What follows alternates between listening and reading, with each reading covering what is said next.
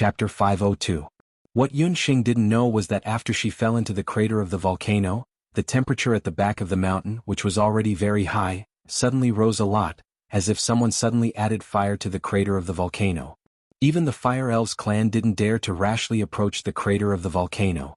Divine Wind and the others also realized this, so they were forced to stop at the periphery, looking for the whereabouts of the Night Demon Queen. Yunxing walked to the center of the volcanic island.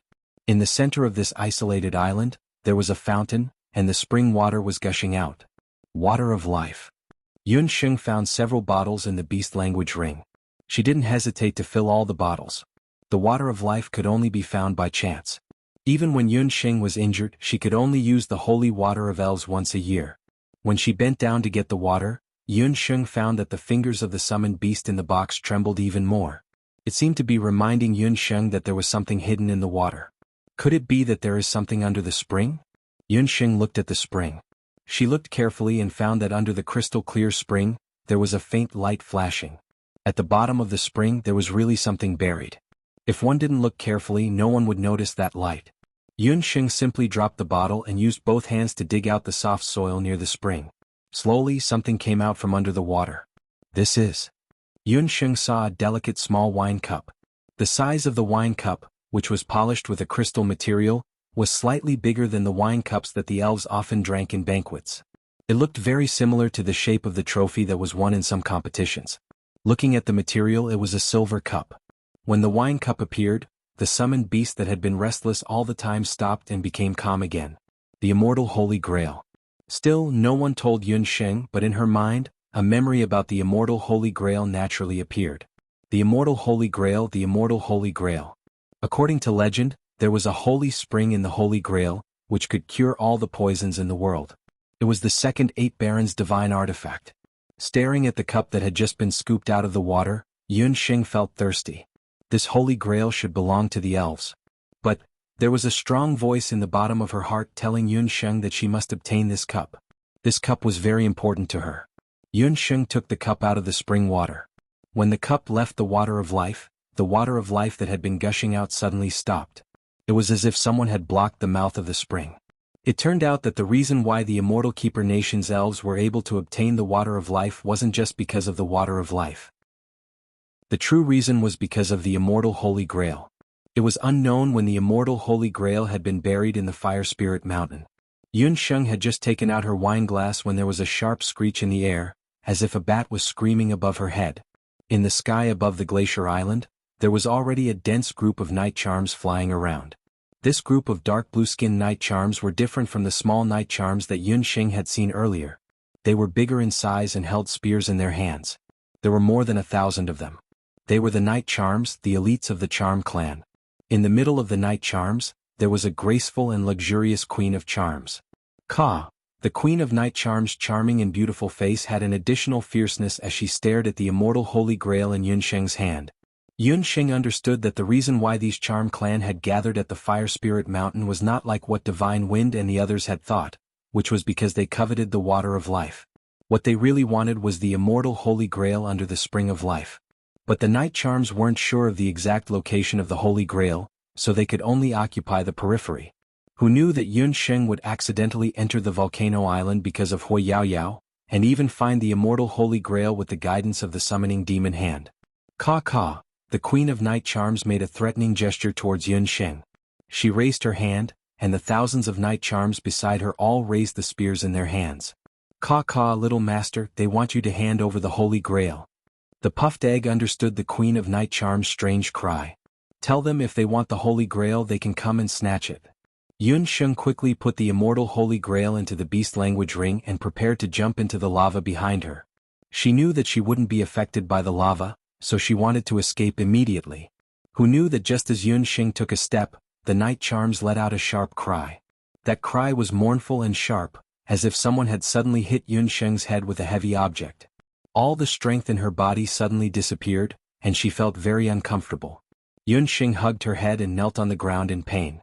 The night charm's sound wave attack was really powerful. Master, let me merge with you quickly. Second battle technique.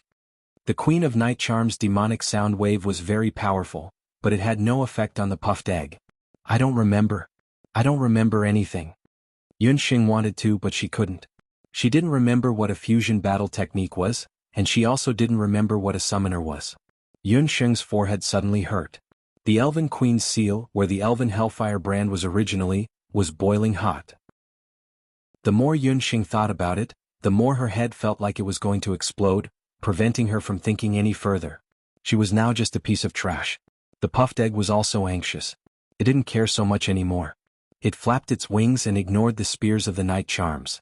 The puffed egg used one wing to cover Yunxing, and only used one wing to fly forward. Caw, it doesn't hurt or itch, you bunch of useless night charms. The puffed egg didn't forget to use its butt to aim at the angry night charms while flying, and kept attacking them verbally. Caw. The Queen of Night Charms was also angry. No one, not even the elves, dared to look down on her existence like this. The night charms were like headless flies, following the puffed egg and flying away from the volcanic island. The situation looked very comical. A group of night charms followed behind a flying egg that was stumbling. You said little Sheng accidentally fell into the crater of the volcano? How could this be? Yao, did you do something? When Divine Wind learned that Yunxing fell into the crater of the volcano, he only felt a wave of depression in his heart. He knew that Yunxing had the Elven Hellfire body, but her Elven Hellfire brand had been sealed by the Queen. Divine Wind didn't know if this would affect her. It has nothing to do with me. She was greedy and wanted to kill a few more night charms, so she fell in herself. Yao pretended to look guilty, but she sneered in her heart. At this moment, that bastard mixed blood had probably become a skeleton under the volcano. The Divine Wind finally belonged to her. Not good. Divine Wind King, Chief, there is a large group of night charms approaching from the front. The Fire Elf soldiers heard a whistling sound. It was the sound of a large group of night charms approaching. Chapter 503. Not far away, Divine Wind, Huoyu and the others also saw this strange scene. What the hell is that? Huoyu's mouth was wide open. Were his eyes playing tricks on him? That was an egg. It's very likely a strange magic beast bred by the volcano. Huoyu and the others didn't dare to be careless. The elven archers were all on alert and pointed at the strange egg in the air. Pop. We're on the same side. Don't shoot. The puffed egg looked at the elves below and saw that they were all pointing their bows at it. Although the spears of the night demons and the arrows of the elves could not cause fatal damage to it, it would still hurt. Unfortunately, only Yunxing could understand the puffed egg's words. In the ears of Divine Wind and the others, it was just a mess of popping sounds. Wait. Little Xinger is under its wing. Divine Wind caught a glimpse of the corner of Baby Popping's clothes. Under one of Baby Popping's wings was a person. They didn't know whether that strange egg was a friend or foe. In a situation where they didn't know who was friend or foe, Divine Wind didn't dare to hurt that egg. Not good, it's the Night Demon Queen. The elven archers also saw the shocking number of night demons. Shoot, be careful not to hit that egg. Divine Wind immediately rose into the air and prepared to save Yunxing, who knew that the egg was very agile. When it saw Divine Wind coming over, it flew far away with a whoosh. The night demons and the elven archers were also engaged in a fierce battle. But compared to the well-trained palace archers, although the night demons had a large number, most of their attacks were not organized. In just a moment, nearly 100 night demons were killed. On the other hand, the elven archers were getting braver as they fought. Huoyu also commanded the warriors of the fire elves to attack the night demons with fire arrows and various fire walls from time to time. The Night Demon Queen saw her subordinates die one by one under the arrows and was so angry that she screamed. She was resentful and blamed Yunxing for taking away the immortal holy grail that she coveted the most. The Night Demon Queen let out a piercing scream. When all the night demons heard the sound, they suddenly raised the spears in their hands and shot towards the sky together. That scene was so soul-stirring. The 1,000 night demons did not hesitate at all. They solemnly closed their eyes. The sharp spears stabbed down like a rain of arrows, piercing the throats of the night demons and piercing their chests. The corpses of the night demons fell from the sky. Their blue-green blood splashed and rolled into the lava, dyeing the lava a blue-green color. Not good. Night Demon Queen had gone mad. Retreat. Everyone withdraw from the Fire Fairy's sacred mountain immediately. Huoyu turned pale with fright. He didn't understand why the Night Demon Queen would suddenly order the night demons to do such a thing, but his intuition told him that such a strange action was very similar to the night demon's sacrificial ceremony. Huoyu's clansmen and the Night Demon Queen had fought against each other several times. In the early days, the fire spirits and the night demons had mostly fought to a draw. When the fire spirits retreated, the fire spirits were the sacred mountain, so the night demons would not chase after them. But this time the night demons were ruthless. They didn't know what had provoked the night demon queen. Huoyu naturally didn't know that the reason the night demon queen had led the night demons to guard the fire spirits' sacred mountain was to find the immortal Holy Grail. The immortal Holy Grail to the night demons had a very special meaning. Previously, in order to find the immortal Holy Grail, the night demons would not fight the fire spirits head-on. But Yunsheng accidentally intruded and took away the immortal Holy Grail, which forced the night demon queen to go mad. She swore to take back the immortal Holy Grail. When the 1,000 night demon warriors died at the same time, the blue-green blood gathered together and flowed unceasingly to the night demon queen, forming a magic array. The enchanting night demon queen had a solemn expression. She stared at the sky and muttered. As the magic array was activated, the night demon queen's mouth let out a melodious song. Blood Prison Demon Song, the Night Demon Clan's supreme demon song. The singing was like a young girl's, so beautiful that those who heard the song forgot that they were in the middle of a fierce battle. The elves put down the bows in their hands, intoxicated by the song. Even Divine Wind, Huoyu, Huoyaoyao, and the others felt that they had no fighting spirit. Listening to the beautiful song, they all fell into a state where they forgot about themselves. Suddenly, blue-green blood light flashed in the magic array. Ghostly voices floated out from the magic array. They turned into evil spirits and pounced on the elves. Thousands of evil spirits bared their fangs and brandished their claws, tearing and gnawing at the elves' flesh and blood, letting out disgusting cackles. The fire spirits' sacred mountain was covered in blood. It had become a hell for evil spirits. Beside Yunsheng's ears, she could also hear that terrifying singing voice intermittently. When she first heard the song, she also unconsciously fell into it. Scenes of illusions floated in her mind. In Yunsheng's mind, strange memory fragments appeared one after another. In the fragments there were many figures swaying. Father. Night Fox. Mother. Yun residence. Listening to the song, the names and figures overlapped in Yunsheng's mind. At the same time, the zither song that was played at the birthday banquet appeared in her mind. 222. Her forehead jumped as if something was going to drill out of it. The puffed egg also realized that its little master seemed to be uncomfortable. It put Yunsheng on the ground. Yunsheng subconsciously took out the 1,000-year ice zither. That zither song. She realized that this zither song might be able to alleviate her current predicament. If she didn't break the blood prison demon song, Divine Wind, and those innocent elves would all die here. Resisting the pain in her head, Yunsheng's fingers gently plucked the zither strings. The zither music sounded. The unique melody of the Dihong song played in the fire spirit's sacred mountain. The elves, who had fallen into a state of madness, suddenly woke up. As soon as they opened their eyes, they were shocked to find those ghosts. Divine Wind broke apart a few wind blades in his hands, cutting a few ghosts that were close to him in half. He followed the sound of the zither and looked over. He saw Yunsheng sitting cross-legged not far away. Her expression was peaceful. Her fingers stroked the surface of the zither like a breeze. The music of the Blood Prison Demon song and the Dihong song collided. Even Queen Night Demon didn't understand why that seemingly ordinary mixed-blood elf girl could play the zither music that could break the Blood Prison Demon song. The two kinds of music were completely different. One was like the sound of nature and the other was like the song of a ghost prison. Neither Yunsheng nor Queen Night Demon stopped. They were secretly competing. Huoyaoyao's beautiful eyes were full of resentment when she saw that Yunsheng didn't die. While Divine Wind, Huoyu, and the other elves were immersed in the two different kinds of music, she secretly picked up her bow and arrow. The bow and arrow were aimed at Yunsheng's head. Huoyaoyao was very vicious. She was afraid that Yunsheng wouldn't die, so she added a flame arrow to the bow and arrow. The bowstring vibrated and a beam of fire shot into the sky, shooting towards Yunsheng. Chapter 504. Yao Yao. What are you doing? Huoyu was very close to his sister. He felt a magical fluctuation beside him. When he turned around he was stunned. A flame soared into the sky, shooting towards Yunsheng. Huoyaoyao's archery was very accurate. The arrow left the bowstring and shot straight towards Yunsheng's head. Seeing this, Divine Wind's expression changed greatly. He immediately urged the wind to change the direction of the arrow.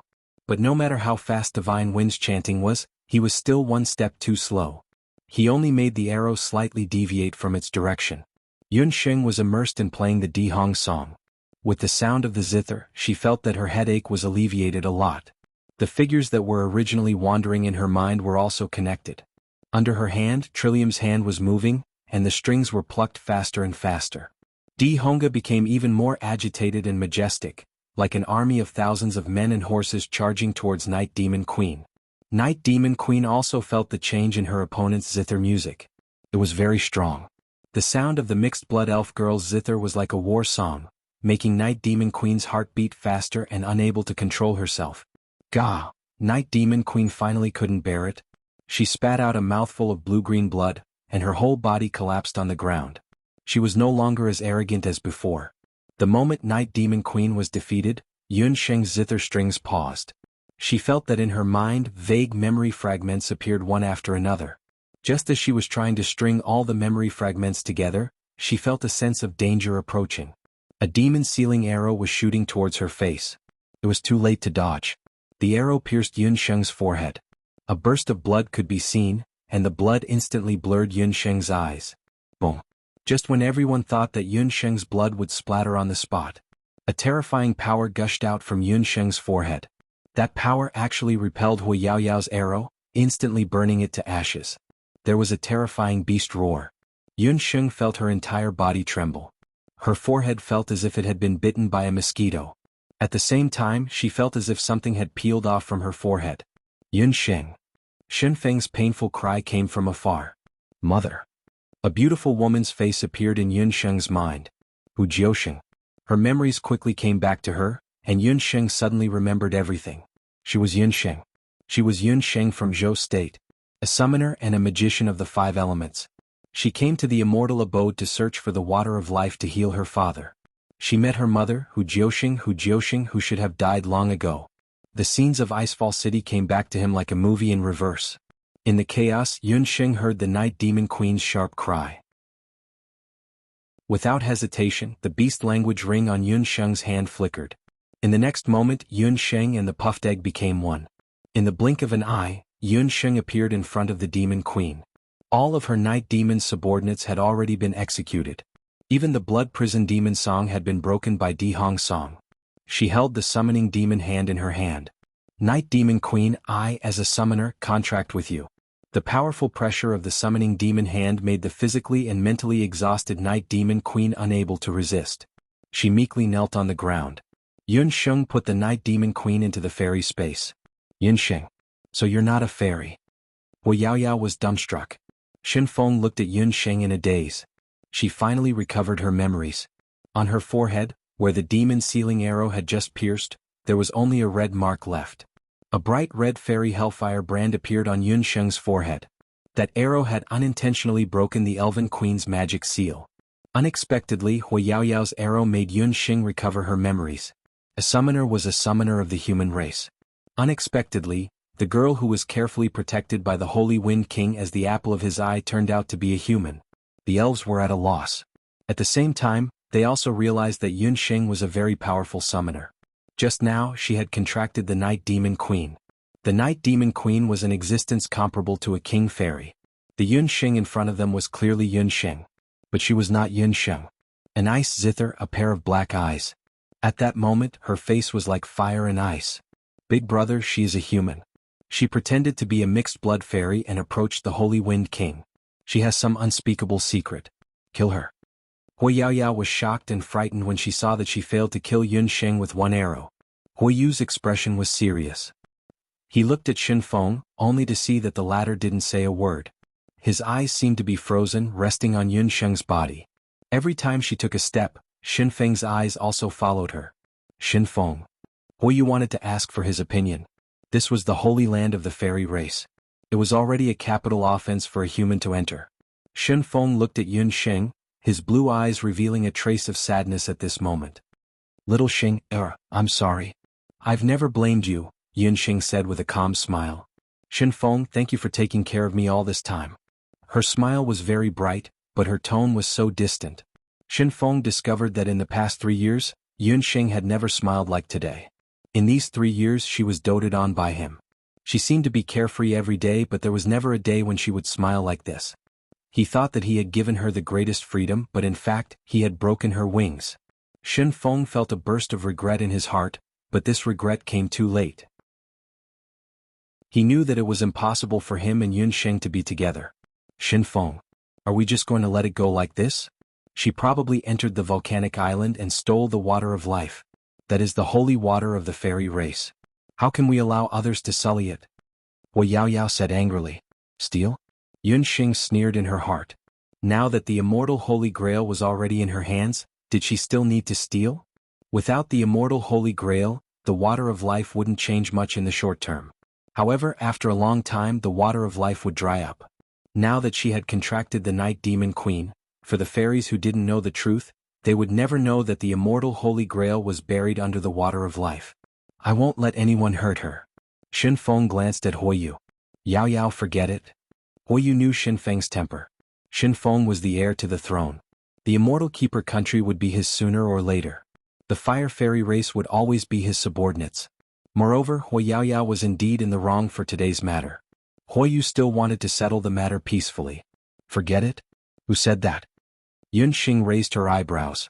First you pushed me into the volcano, then you secretly attacked me. With these two things added together, even if you want to forget it, you still have to ask whether I agree or not. Those who offend me, Yunsheng, die. Chapter 505. When Huoyu and the fire elves heard this, their faces turned ugly. Divine Wind's expression changed. His blue eyes were as cold as ice. Hu Yaoyao dared to touch little Shinger. She had to die. Hu Yaoyao was a bit flustered when she saw the silence. She bit her lips and refused to admit it. You're slandering me. No one had seen her push Yunsheng into the crater. Besides, Yunsheng wasn't injured at all. Even if the first thing was slandering you, you sneak attacked me in front of everyone. Everyone clearly saw that I was kind enough to use the Dihong song to break the Blood Hell Demon song, but you repaid my kindness with enmity and shot me with an arrow. You called me a lowly bastard, but when it comes to lowliness, no one is more lowly than you. Yunsheng mocked. Although she had insulted Hu Yaoyao, the fire spirits present were left speechless. They couldn't say a single word. The elven archers from the elven royal court also looked at Hu Yaoyao with contempt. They all thought that Hu Yaoyao's actions had blasphemed their elven arrows. Hu Yaoyao was a noble lady of the elven race. She was also beautiful and had always been the center of attention. She had never been humiliated to the point of being unable to raise her head. She looked at her elder brother Huoyu for help. But Huoyu could only shake his head helplessly. They had all seen Hu Yaoyao's despicable actions. If the fire fairies and Huoyu denied it, it would be a disgrace to the fire fairies' honor. For the elves, honor and integrity were the most important. Hu Yaoyao is an elven clansman. A clansman has made a mistake and should be punished by the patriarch. You should follow the rules, Divine Wind said indifferently. The moment Yunsheng recovered her memories, he was shocked, annoyed, and a bit guilty. But Divine Wind also knew that everything had already happened. There was no way to go back to the past. Yunsheng and Divine Wind's eyes met. She looked away. Divine Wind's heart suddenly shrank. His heart felt empty. He knew that there were some things that he had lost forever. After recovering her memories, Yunsheng didn't blame Divine Wind. She knew that it was the Elf Queen's idea to seal her memories and her Dharma soul. In these 3 years, Shen Feng had been meticulous with her. He could have taken advantage of the time when she had lost her memories to make her his, but he didn't do so. According to the rules of the Fire Elves, do not do unto others what you would not have them do unto you. If you do unto others, do unto them tenfold. Yaoyao, you must be punished, Huoyu said with difficulty. The punishment of the elves had always been cruel, especially for the Fire Elves. Their temperament was unyielding and upright, and there was no room for falsehood. Return the favor tenfold. What he meant was that he would return the favor with 10 arrows. 10 arrows. Furthermore, it was aimed at his forehead. Hu Yaoyao's face immediately lost all color. Fetch the arrows. At Divine Wind's command, the captain of the archers beside him took out a quiver of devil-sealing arrows and a sturdy elven crossbow and handed them to Yunsheng. How could Huoyu not be worried? However, as the patriarch of the Fire Elves, and in front of Divine Wind, he didn't dare to have the slightest thought of shielding his sister. If he had to blame someone, he could only blame his sister, Hu Yaoyao, for being too willful. Brother. She'll kill me. Hu Yaoyao was truly at a loss for words. She couldn't cry for help. She pleaded with Divine Wind, but who would have thought that Divine Wind would flick his sleeve and shake her off as if she was filthy? She wanted to beg her brother again, but Huoyu also retreated to the side. The elven archers didn't look sideways, and the warriors of the fire elves didn't dare to stop them. Yunsheng, you just injured me. The fire elves won't let you off. Seeing Yunsheng pull the bow without any scruples, Hui Yaoyao wanted to escape. Brother? Hui Yaoyao felt extremely wronged. She looked at Yunsheng's arrow in horror. She couldn't dodge or even run away. If she did, she would be disobeying the fire elves' rules and would be expelled from the tribe. Yunsheng took the arrow and pointed it at Hui Yaoyao without any hesitation. Hui Yu frowned. Although he knew that his sister was in the wrong, if Yunsheng really killed Hui Yaoyao in front of him, he definitely wouldn't let Yunsheng off. Even if he had to use the power of the fire elves and offend divine wind, he would still kill Yunsheng. Yunsheng, remember, you are stepping on the territory of the Immortal Keeper country, the holy land of the fire elves. Huoyu threatened Yunsheng. Humph, Yunsheng sneered. Her eyes focused and the devil-sealing bow in her hand was already stretched taut. She was about to shoot when she suddenly put down her bow. Yunsheng smiled and glanced at Huoyu. Patriarch Hua, are you threatening me? I'm very timid and can't stand up to threats. Since that's the case, I'll be lenient for the sake of Patriarch Hua. After saying that, Yunsheng reached out and broke the arrowhead. Once the arrowhead was removed, Huoyu couldn't help but breathe a sigh of relief. The most dangerous thing about the devil-sealing arrow was its arrowhead. Without the arrowhead, only the body of the arrow was left. The threat it could cause was limited. When Hui Yaoyao saw this, her previous fear disappeared. She sneered, Yunsheng, weren't you always so arrogant? Turns out you're only a so-so. You want to use the body of an arrow to shoot me? You're dreaming. I should be thanking you for helping me recover my memories. Yunsheng walked towards Hui Yaoyao. Yunsheng had a moving smile on her face. Although her smile was moving, Hui Yaoyao felt a sense of fear under Yunsheng's gaze. Hui Yaoyao was so scared that she took a few steps back. She looked at the fire elves around her and her brother on the side and felt a little more confident. Yunsheng wasn't willing to let it go. It was fine if she hadn't recovered her memories, but now that she had, she was no longer the elven mixed-blood girl with no worries.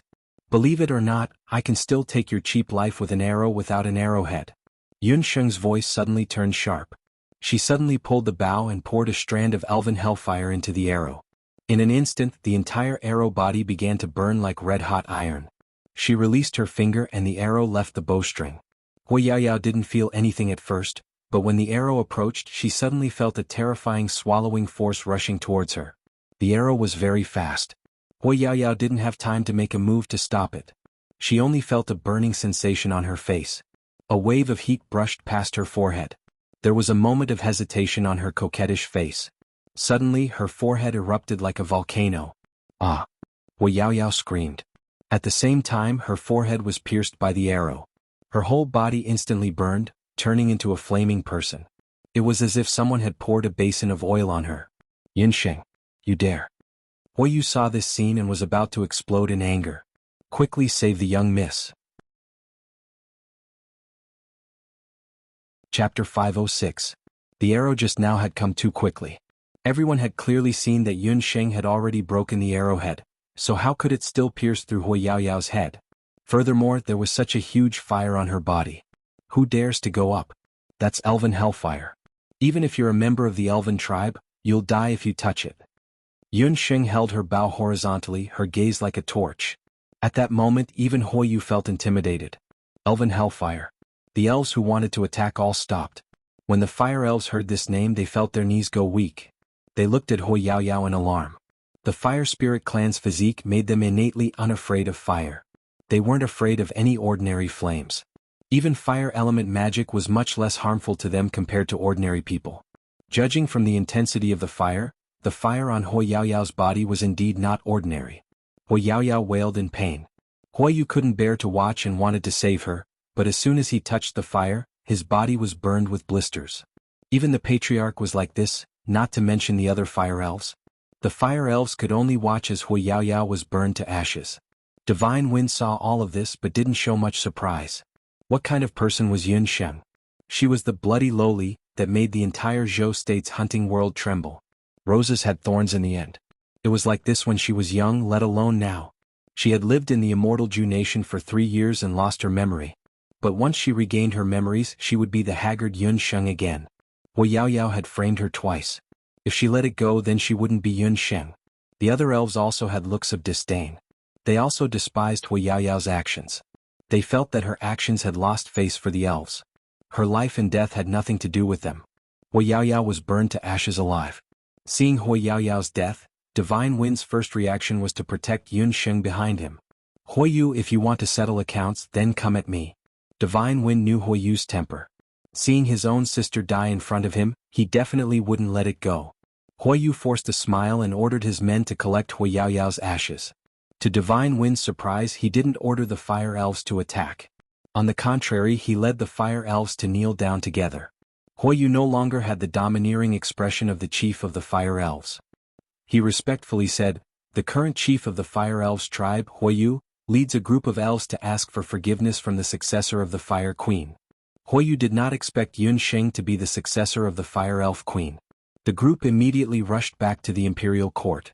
The elven queen was also shocked when she found out that the heir of the fire elf queen who had been missing for many years was Yunsheng.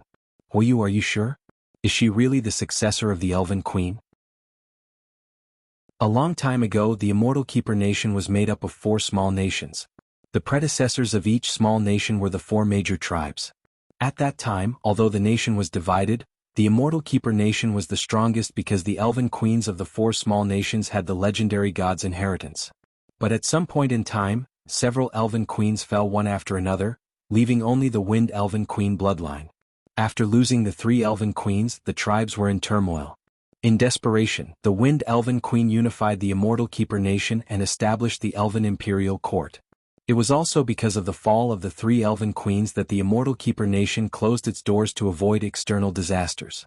In the tribes that lost their elven queens, there was a saying that one day the successor of the elven queens would reappear. The appearance of the successor would bring new life and prosperity to the elven tribes.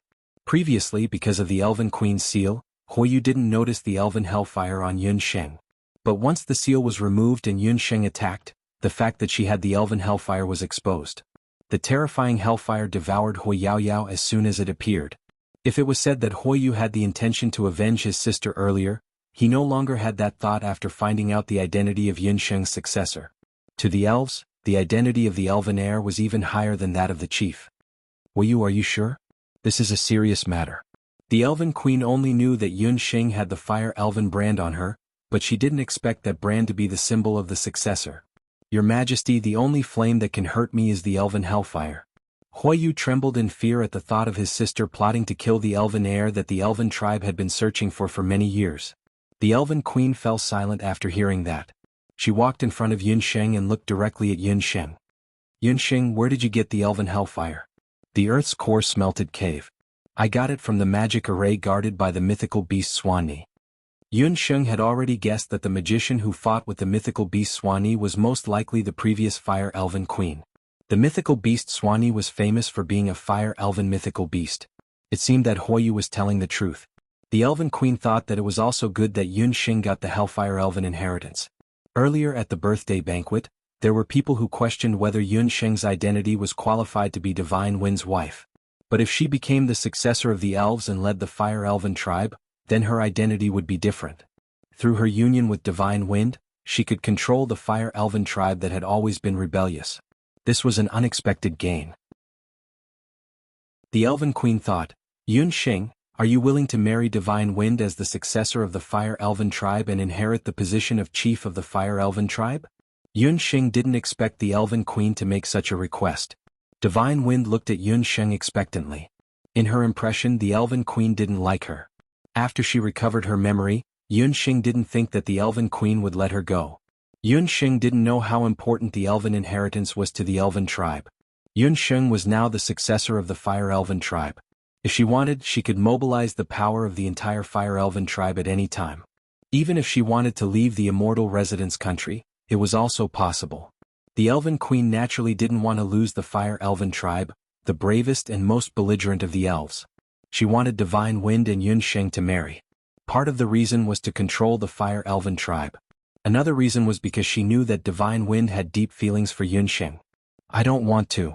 Although he already knew that Yunsheng would say this, when those words came out of Yunsheng's mouth, Divine Wind's heart couldn't help but ache. "It's not up to you to not want to." The elven queen's expression froze. A tornado surrounded Yunsheng. When Yu and the others saw this, they hurriedly stood up, wanting to protect Yunxing. Yunxing, you are really ungrateful. 3 years ago I could save you.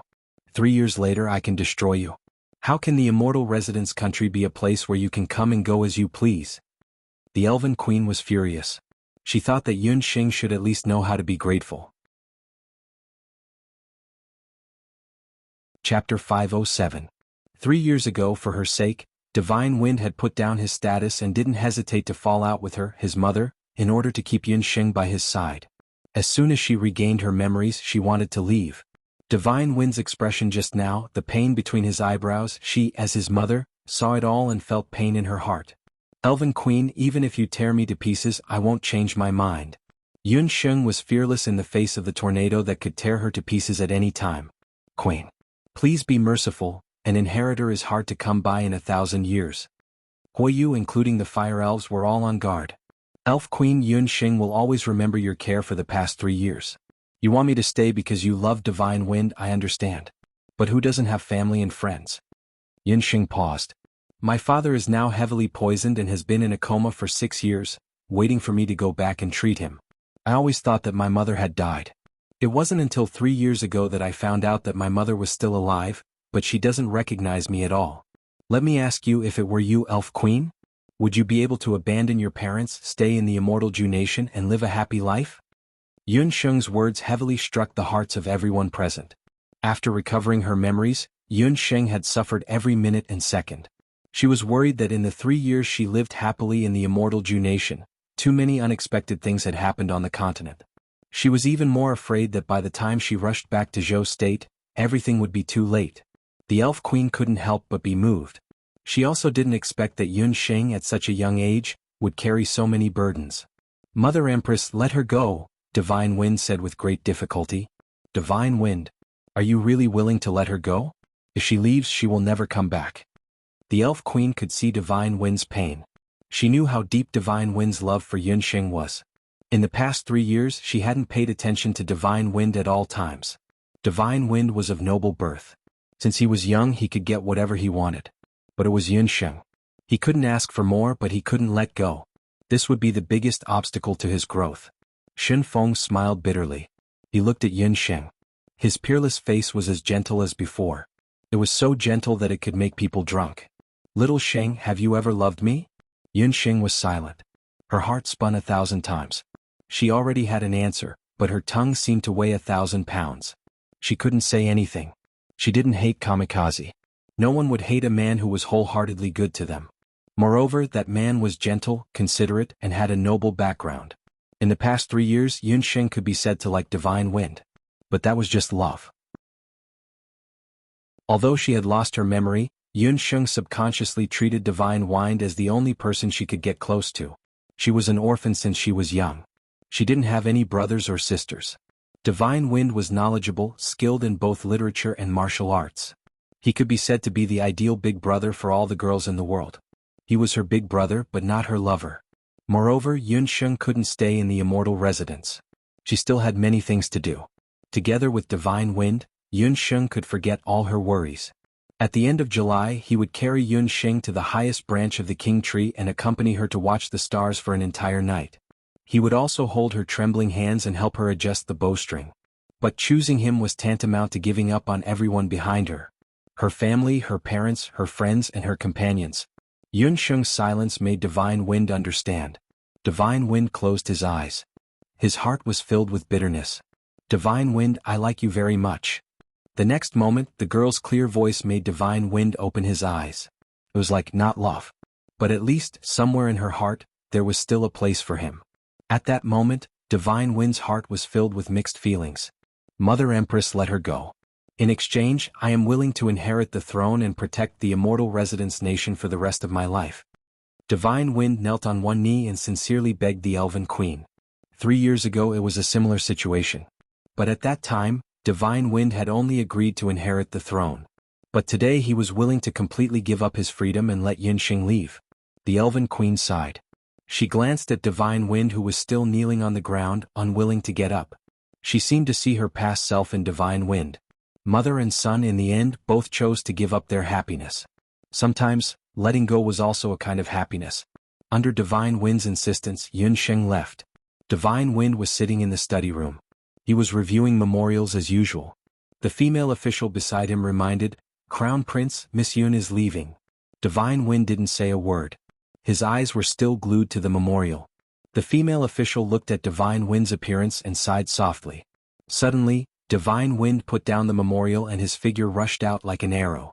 In the blink of an eye, he arrived in the sky above Icefall City. At the edge of the vast snow forest sea, Yunsheng's figure had already disappeared in a white mist. She still left.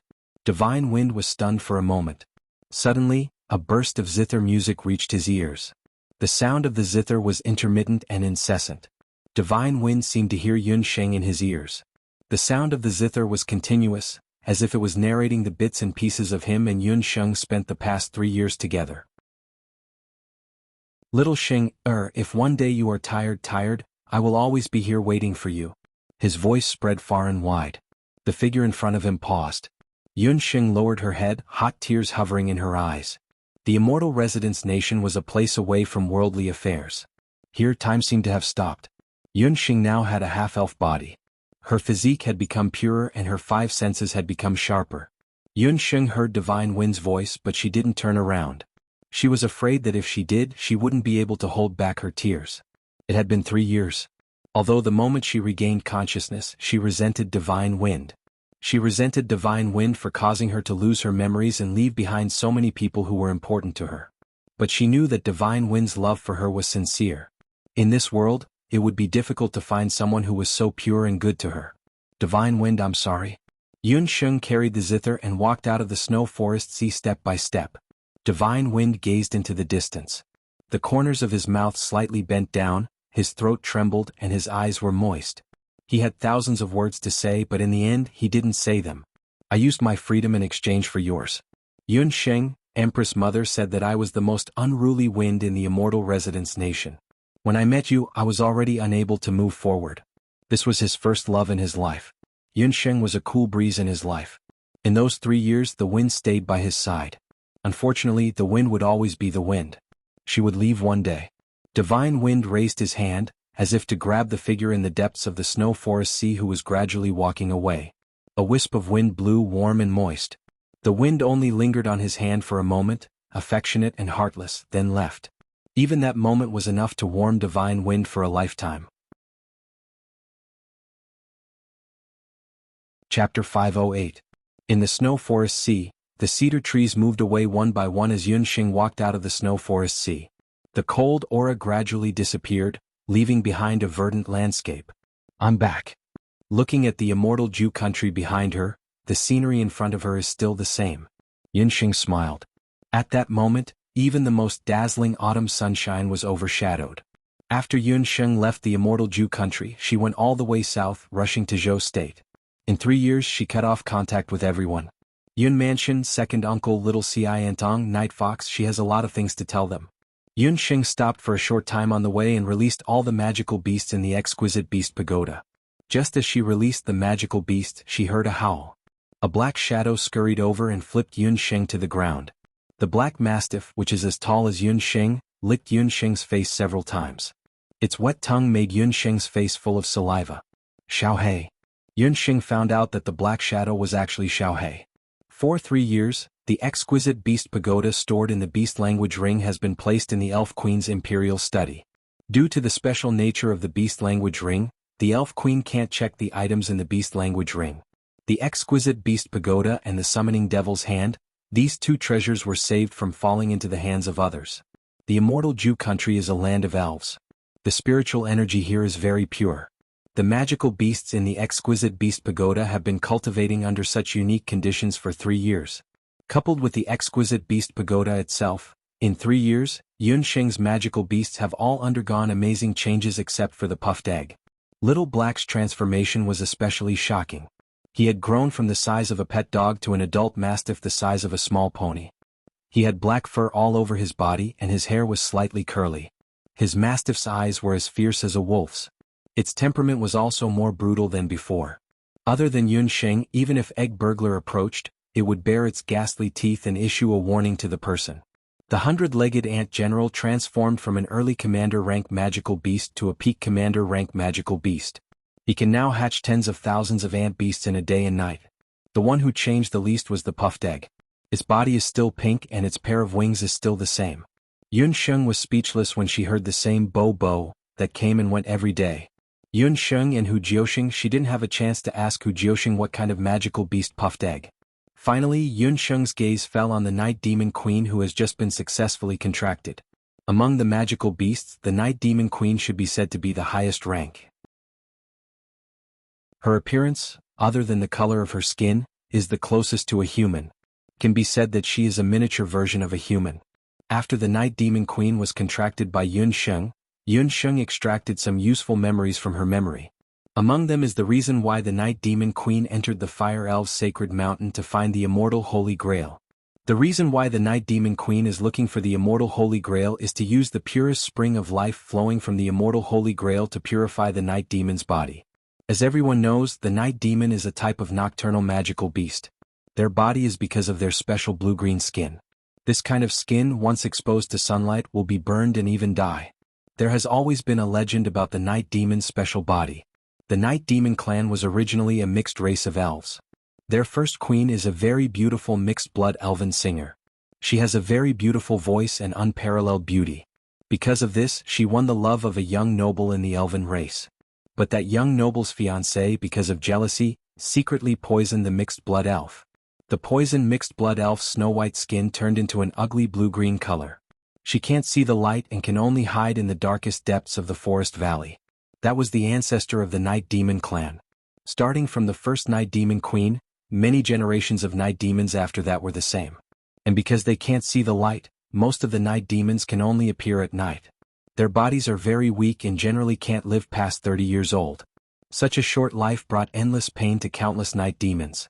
They had been searching for all sorts of ways to reverse their tragic fate. So it has been like this since your ancestors? Why didn't you think of using the Spring of Life until now? Yunsheng is very familiar with the history of the elves. Although the Spring of Life is precious, with the strength of the Night Demon clan, it is not difficult to steal a bottle. The Spring of Life can't change our bodies. Only the Spring of Life, the water in the immortal Holy Grail, can help us change our misfortune, the Night Demon Queen told Yunsheng in detail. The place where the immortal Holy Grail is buried originally has an artesian spring. The water in the immortal Holy Grail has been diluted by the artesian spring, so its effect is greatly reduced. So the Night Demon Queen was determined to seize the immortal Holy Grail. But she didn't expect to meet Yunsheng, who has awakened her summoning ability. Who told you that the immortal Holy Grail is in the Fire Elves' sacred mountain? The elves of the immortal residence country obviously didn't know about this, otherwise they wouldn't have let Yunsheng get away with it so easily. It's an unknown magic beast. It broke into the Night Demon clan's territory one day and told me. The Night Demon Queen also didn't know where that magic beast came from. What kind of magic beast is that? A magic beast that can break into the Night Demon clan's territory and know the whereabouts of the immortal Holy Grail can't be simple. This. The Night Demon Queen showed an awkward expression. She shook her head in distress. I don't remember. I only know that it was a magic beast that told me, but I can't remember its specific appearance and origin. Yunsheng checked the Night Demon Queen's memory and found that she wasn't lying. That magic beast of unknown origin seemed to have used a kind of hypnotic method to make the Night Demon Queen look for the immortal Holy Grail according to its words, but she didn't realize that she was under someone's control at all. If Yunsheng hadn't made a contract with the Night Demon Queen later, she would have been muddle-headed and handed the immortal Holy Grail to that magic beast after obtaining it. Although she didn't directly find the mastermind behind the Night Demon clan, Yunsheng made a discovery.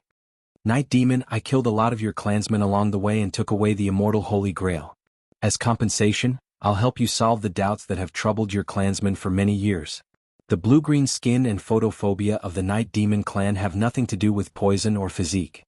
The real reason is because the Night Demon clan has long intermarried. Yunsheng didn't think that there was any poison in the world that could still work after so many generations. Chapter 509. When she checked the body of the Night Demon Queen, she found that her fingers and toes were one more than the ordinary elves. Combined with what the Night Demon Queen had said earlier, Yunsheng thought of a modern case. She saw it in a news article about a similar case in a certain oceanic island country. The residents there had blue skin, blue blood, and they were afraid of the sun. After the modern medical research, they found that the reason why these people had abnormal skin and were afraid of the sun was not because of the mutation of the human body, but because they lived on the island all year round. The residents of the island could only marry close relatives. As a result of the long-term marriage of close relatives, the residents became like that. The situation of the Night Demon Queen in front of her was very similar to the situation of the blue-blooded people in the oceanic island country. Yunxing asked the Night Demon Queen about the intermarriage of the Night Demon tribe, and it was as she guessed. To some extent, the immortal Holy Grail that the unknown magical beast said can save your people, this matter is not completely wrong. The spring of life can purify a part of your mutated blood caused by the intermarriage. Your people's life can be prolonged and they can also live under the sun for a short time, but to completely reverse your fate, you must abolish the intermarriage. I have written a letter to Divine Wind, telling him about the Night Demon tribe. I believe he will make the corresponding arrangements. Yunsheng's words made the Night Demon Queen feel relieved. The Night Demon Queen was a magical beast at the peak of the commander level. Compared to the ordinary magical beasts, she had wisdom. She was subdued by Yunsheng only because of the summoning magic hand. She was still not convinced by Yunsheng. After all, the other party was just an ordinary summoner. But if Yunsheng could change the fate of her tribe, then everything would be different. I have obtained the immortal Holy Grail. I can provide a part of the spring of life to you. You can give it to your people and then let them not make trouble and live peacefully with the local elves. It only takes 10 to 20 years, and the newborn babies of the Night Demon tribe will become normal mixed-blood elves. Yunsheng's voice fell, and the Night Demon Queen had respectfully knelt down. If she was still a little unconvinced before, then she was now completely submissive to this new master. What Yunsheng didn't know was that because of her unintentional action today, she had completely changed the fate of thousands of Night Charm clan members. In the long years to come, countless demon empresses would remember this person's name. That person had changed the fate that had troubled their entire race for so many years. Thank you, Master. From today onwards, I will be loyal to you forever. In order to thank you, please accept my soul stone. Queen Yigu's words shocked Yunsheng. Soul stone? I can't take your soul stone. I'm a healer. The matter of the Night Demon clan is as easy as lifting a finger. A soul stone is equivalent to taking your life. I can't take it. Yunsheng had never thought of killing the Night Demon Queen. To her, a peak commander magical beast was much more useful than a soul stone. She didn't need a fourth soul stone for the time being. 3 years of blank memories had caused her magic cultivation to stagnate. Moreover, she had lived in the immortal residence for 3 years and spent a long time with the fairies. The original violent aura in her body had been diluted a lot. She didn't want to hurt the magical beast too much. Master, don't misunderstand. You don't need to kill me to use my soul stone. Queen Yigu and Yunsheng had already untied the knot in their hearts. Queen Yigu pursed her lips and smiled. She boldly said, Master, if I'm not wrong, there's already a soul stone of the demon clan on your magic scepter. Yunsheng had been a magic loser for 3 years. Her magic scepter was still the same as before. It was still a master magician. There were a total of 3 soul stones on it. Although there were only 3 of them, each one of them was extraordinary. The first one was a mutant fire-type soul stone that Yunsheng had personally hunted down. It had a fairy's blessing imprint. The second one was a spirit stone of the demon clan that Divine Wind had given her. It had the attribute of wind and had a paralyzing effect. The third one was a spirit stone of the Hellfire Fairy. It was condensed from the energy of Hellfire after Yunsheng obtained the Hellfire Fairy imprint. These 3 soul stones could be said to be a luxurious lineup in the world of soul stones. They were priceless treasures in the eyes of every master magician. Not to mention other things, just the fact that they were used separately on the magic scepters of different magicians was already amazing enough. Needless to say, they were used on an ordinary magician who was only a master magician. The soul stone of the demon clan is very special. It can exist in the form of a living body. Master, you don't need to kill me to get your 4th soul stone. After Queen Yigu finished speaking, her graceful figure transformed into a ray of black light and attached to the magic scepter. There was actually an additional soul stone on the magic scepter. The 4th soul stone? What was going on? Before Yunsheng could understand what was going on, she felt that her magic soul had changed. Yunsheng was very familiar with this feeling. It was the feeling of breaking through. In the past 3 years, Yunsheng had almost never done magic meditation because of her amnesia. But this did not mean that her magic cultivation had not improved. On the contrary, because she was in the immortal Jiu nation, she absorbed the purest elven magic elements every day. Coupled with the purifying effect of the water of life, Yunsheng's body had already continued to have a large amount of magic elements. It was only because her magic soul was imprisoned that Yunsheng had been unable to break through. Today she unlocked the seal and unexpectedly obtained the fourth soul stone. A part of the magic elements in Queen Yigu's soul stone entered her body. It actually allowed Yunsheng to break through at once. The process of breaking through lasted for the whole night. When Yunsheng woke up in the morning, she felt that her magic soul had grown bigger. She looked down at her magic scepter. To her surprise, the fourth soul stone from earlier had mysteriously disappeared. Master, there is no need to panic. My magic attribute is darkness. After this soul stone is attached to your magic scepter, you will obtain an additional magic attribute called concealment. As long as you are willing, you can hide your strength and the magic soul stone on your magic scepter. Queen Yigu let out a pleasant laugh. This additional attribute was very good. Yunsheng nodded. She was most happy to pretend to be a pig to eat a tiger. Now Yunsheng was already a saint mage. It was only because of the fourth soul stone that Yunsheng's cultivation still looked like that of a master mage. Even her magic scepter only had 3 magic soul stones. Yunsheng was very satisfied with this. When experts were exchanging blows, showing weakness at an appropriate time was very beneficial to her in the battle. A saint mage disguised as a master magician would definitely gain the upper hand in future battles. Chapter 5:10. Master, although you have obtained the immortal Holy Grail, you still can't completely use the Holy Grail. You need to let the Holy Grail recognize you as its master. The Night Demon Queen had already wholeheartedly submitted to Yunsheng. Not only did she tell Yunsheng the wonderful use of the immortal Holy Grail, she also taught Yunsheng a set of Night Demon Clan's movement technique, the Shadowless movement technique. After Yunsheng learned this movement technique, not only would her daily movement technique be greatly improved, but at night, Yunsheng could also hide her body very well. After Yunsheng learned the Shadowless movement technique, she took out the immortal Holy Grail according to the Night Demon Queen's instructions. What surprised her was that after the Holy Grail left the Fire Elves' sacred mountain, it became an empty cup. There was no trace of the spring of life inside. It couldn't be broken, right? Yunsheng knocked on the Holy Grail. Master, you don't need to panic. The Holy Grail was originally a treasure of the elves, so only the elves' magic can awaken it. Try to integrate the magic in your body into the Holy Grail. The Night Demon Queen smiled enchantingly. Yunsheng slowly activated the magic in her body. When her special 5 elemental magic was integrated into the Holy Grail actually trembled violently. From the Holy Grail, a clear spring water gushed out. But what surprised Yunsheng was that at the same time the spring water appeared, a blue-clothed elf appeared in the Holy Grail. This blue-clothed elf's appearance was very similar to a Barbie doll. Her body was only the size of a thumb. But she was wearing an elf crown.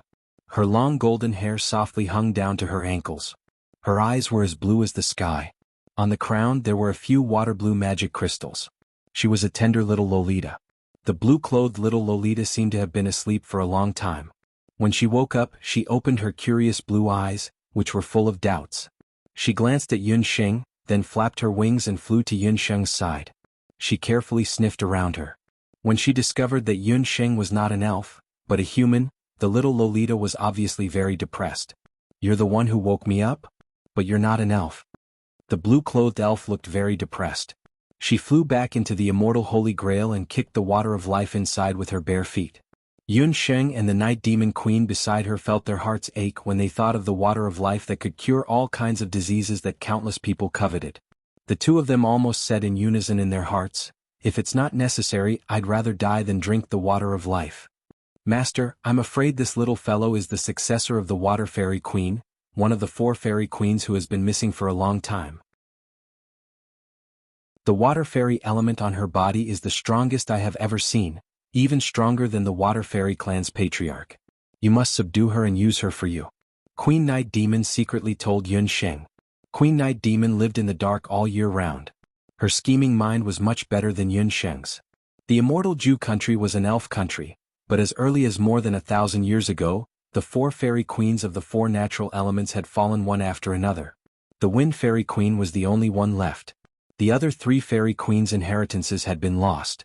For many years, the elf clan's elves had been looking for the inheritances left behind by the 3 fairy queens.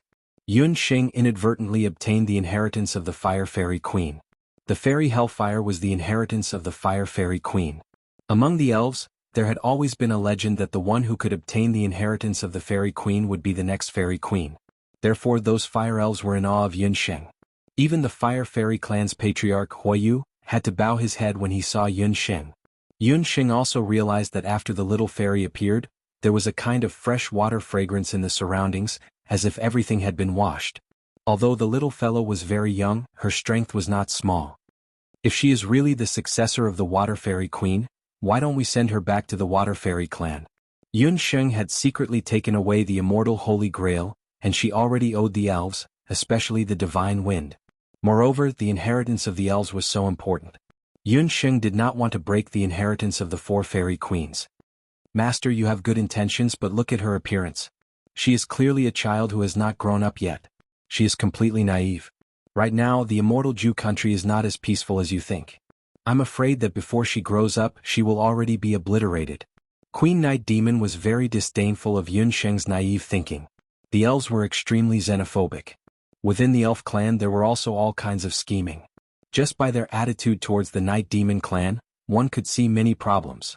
Yun Xing could not help but think of the Fairy Queen's birthday banquet. She could roughly see the scheming between the various patriarchs and the elves. Looking at the little fairy that looked like a newborn, Yun Xing couldn't help but hesitate. Yun Xing thought for a while and also figured it out. She walked in front of the Water Fairy Queen.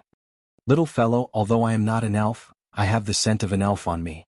The elf tilted her head and wrinkled her delicate nose. Yes, you have the scent of at least 2 elves on you. You seem to be my companion. The elf's logic was very simple. Since her companion recognized Yun Xing, then she should also recognize Yun Xing. Then, are you willing to follow me to other places in the continent to take a look? After Yun Xing obtained the immortal Holy Grail, she would definitely not return it in a short period of time. She still had to treat her father's illness. And the elf in front of her should be the source of the immortal Holy Grail's medical effects. The Water Fairy Queen was originally the fairy queen with the strongest healing ability among the 4 fairy queens. No, you are a human. My mother said that I can't trust humans. The elf was young, but her temper was very stubborn. Before she fell asleep in the immortal Holy Grail, she had received her mother's advice that she must be on guard against the human race. She refused to go, so what should she do? Yun Xing looked at the elf's insistent face. After thinking for a while, she found a few gadgets from the storage ring. These were all the gadgets that Xin Feng had given her to play with earlier, from various snacks to all kinds of jewelry that girls liked. When Yun Xing left, Xin Feng ordered people to give some of her things and his storage ring to Yun Xing. Inside the storage ring there were all kinds of things. There were also some precious treasures of the elf clan, as well as snacks, candied fruits and gadgets that Yun Xing liked when she was in the immortal Jiu country. For girls these were all very lethal. But the elf didn't even look at them. She was young and didn't dare to be interested in these things. Yun Xing and Night Demon Queen looked at each other in dismay. They both had an impulse to tie up the little fellow and take her away directly. What is that thing? The elf's delicate little nose wrinkled. She noticed a wine jar among the pile of gadgets that Yun Xing took out.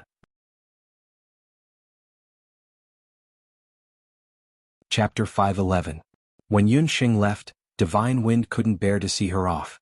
Instead, he ordered someone to give Yun Xing some of her things and his storage ring. The ring contained everything, including some precious elven treasures as well as snacks, preserves and other gadgets that Yun Xing liked when she was in the immortal Jiu nation. For girls these were all very lethal. But the little elf didn't even look at them.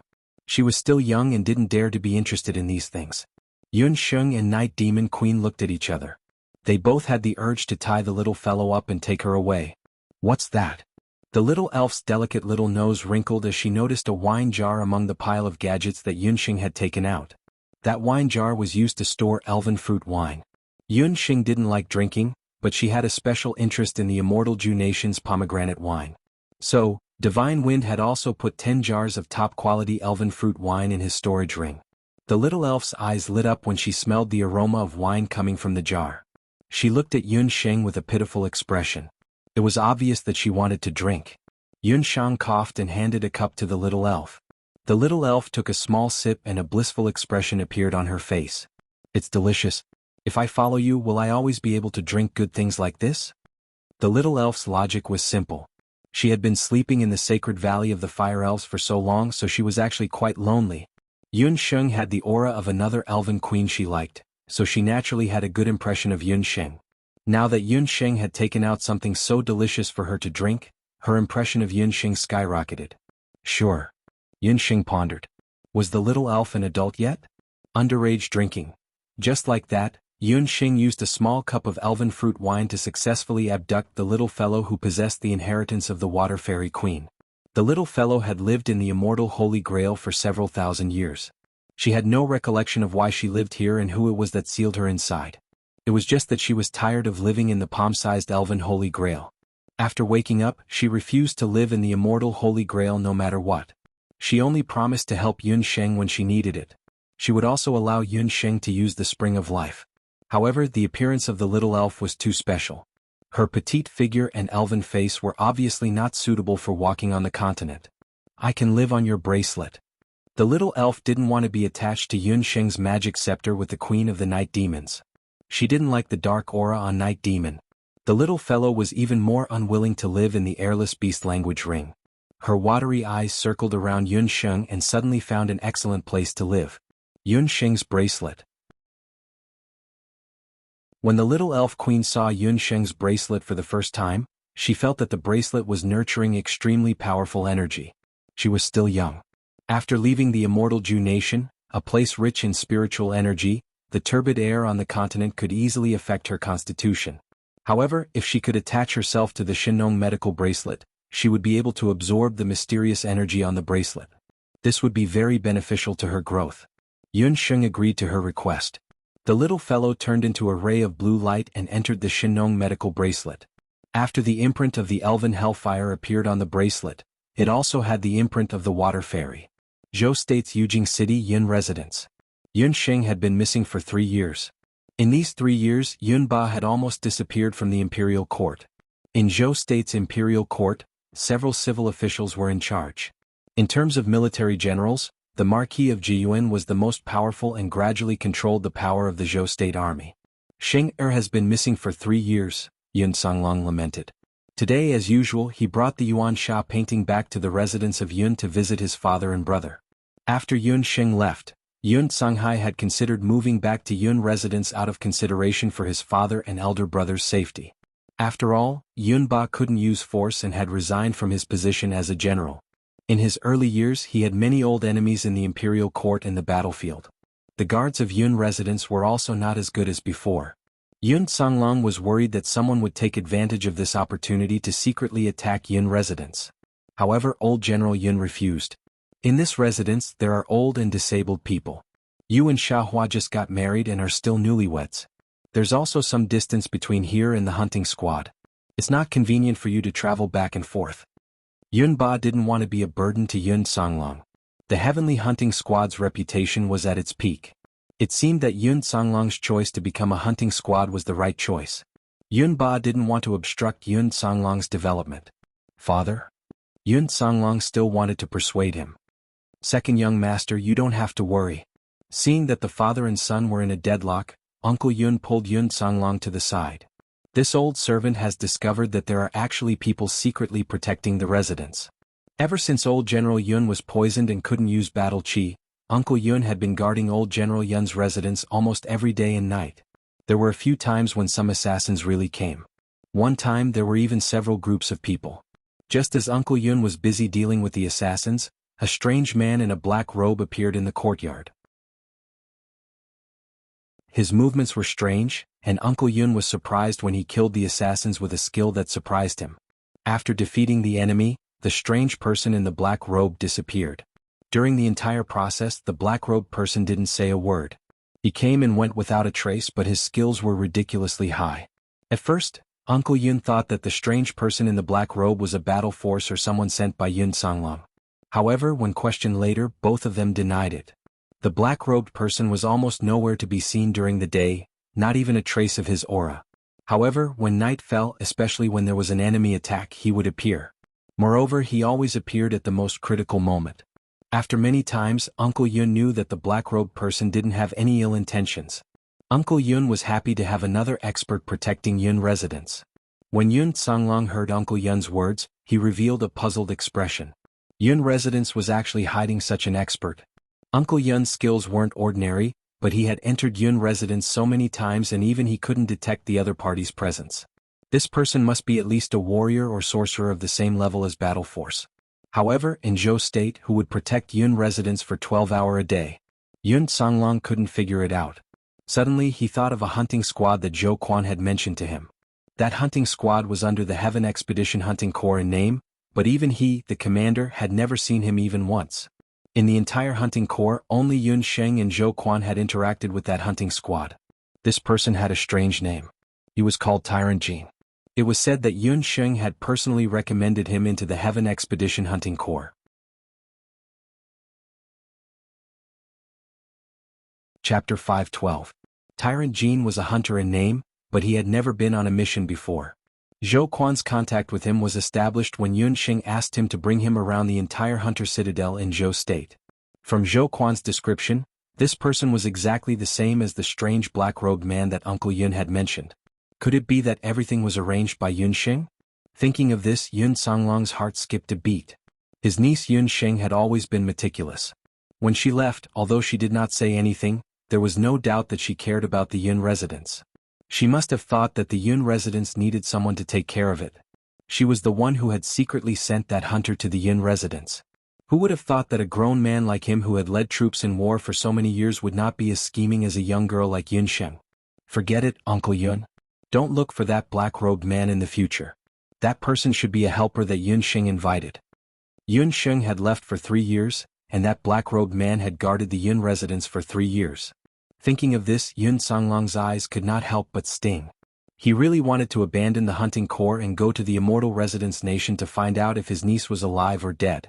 Even a little bit of information would be enough. Yun Songlong sighed in his heart. He did not want to stay in the Yun residence any longer, so he left with Yuan Xiahua. Yun Songlong had just returned to the hunting corps. Just as Yun Songlong was feeling sad, he saw Zhou Quan running in breathlessly. Commander. Commander, good news, great news. Zhou Quan could not catch his breath and rolled his eyes. Speak slowly. Could it be that you have found the water of life? Yun Songlong rolled his eyes at Zhou Quan. The water of life mission had been issued for more than 3 years, but there had been no news. No, it's news from this young master. A few of my brothers went on a mission at the border and they said that they met this young master. This young master has returned and is rushing to the Jade capital. Zhou Quan caught his breath and rattled on. This news was like a shot in the arm, causing the blood in Yun Songlong's body to surge. He laughed loudly and tears welled up in his eyes. His niece Yun Sheng had returned. Is this news true? Sheng has returned and ordered all the brothers not to go out on missions for the time being. Everyone in the Heaven Expedition Hunting Corps needs to be reorganized. We have to welcome the vice commander back with a brand new look. I'll return to the Yun residence and tell father this good news. This news was even more exciting than the Heaven Hunting Unit completing an S-rank mission. Yun Songlong laughed heartily. Not long after Yun Songlong left, the Marquis of Jianghu arrived at the Yun residence with an imperial edict. By the will of the heavens, the emperor decrees that Yun Ba shall receive the decree. Marquis Jianghu had an arrogant look on his face. Yun Ba and Uncle Yun came out to receive the decree. Your subject Yun Ba receives the decree. Old General Yun has not attended court for 3 years. The army cannot be without a general for even a single day. Order Yun Ba to hand over the Commander-in-Chief's seal and hand it over to the Marquis of Jianghu. The Marquis of Jianghu finished reading the imperial edict. Old General Yun, please hand over the commander's seal. The Marquis of Jianghu had long coveted Yun Ba's commander's seal. In the past 3 years, Yun Ba had been unable to use his duki due to the strange poison in his body. However, the Zhou State's emperor had always hoped that Yun Songlong, who had become a hunter, could return and take over the Commander-in-Chief's seal. On the other hand, the Zhou State's emperor also hoped that Yun Sheng would be able to find the water of life. However, in the past 3 years, Yun Songhai had repeatedly rejected the Zhou State's emperor's invitation.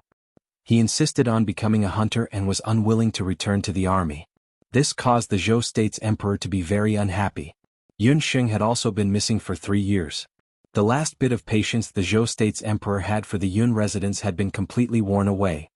It must have been hard on your majesty to endure this old subject for 3 years. Although Yun Ba had been unable to use his duki due to the poison in the past 3 years, his temper had also become much more restrained. After hearing the imperial edict, the servants of the Yun residence were filled with righteous indignation. Uncle Yun even wanted to step forward and argue, but was stopped by Yun Ba. Old General, your majesty is doing this for the good of the Yun residence. With your current condition, after handing over the commander-in-chief's seal, you should quickly remove your armor and return to the countryside. Your majesty empathizes with you as an old subject of 3 dynasties and has already prepared a carriage to send you back to the Yun family's fief. You can set off today, the Marquis of Jiyuan said sarcastically. And Sun, you're trying to chase the Yun residents out of the Jade capital. Uncle Yun didn't expect that the Zhou state's emperor not only wanted to take over the old master's military authority, but also wanted to chase the Yun residents out of the Jade capital. Although Yun Ba was no longer a martial sage, he was still a prominent figure in the entire Zhou state, especially in the military world of the Jade capital. Currently, the generals guarding the fortresses at the borders of Zhou state were all personally trained by Yun Ba. There was also Wushuan Wuji School. They were all Yun Ba's supporters. He had been forcefully stripped of his military authority. It was hard to guarantee that no one would speak up for him. The Zhou state's emperor and the Marquis of Jiyuan discussed and decided to chase the Yun residents out of the Jade capital. As for whether Yun Ba would live or die after leaving the Jade capital, the Marquis of Jiyuan thought sinisterly. Old General, I advise you to leave as soon as possible. Men, send 100 soldiers to guard the Yun residents. Within 10 days, send Yun Ba and his family on their way. The Marquis of Jiyuan waved his hand, and a group of armored soldiers stepped forward. With a few clangs they pulled out their sabers and aimed them at Yun Ba. Who dares to step forward? Uncle Yun roared angrily and blocked the soldiers. Uncle Yun's cultivation wasn't weak either. He was also furious today, and his battle aura burned like raging flames. All of you who dares to step forward. Look carefully, the old man in front of you once bathed in blood on the battlefield for the sake of Zhou state. He joined the army at the age of 14 and still fought bravely on the battlefield at the age of 50. Among you, how many of your parents, wives and children were protected by the old general?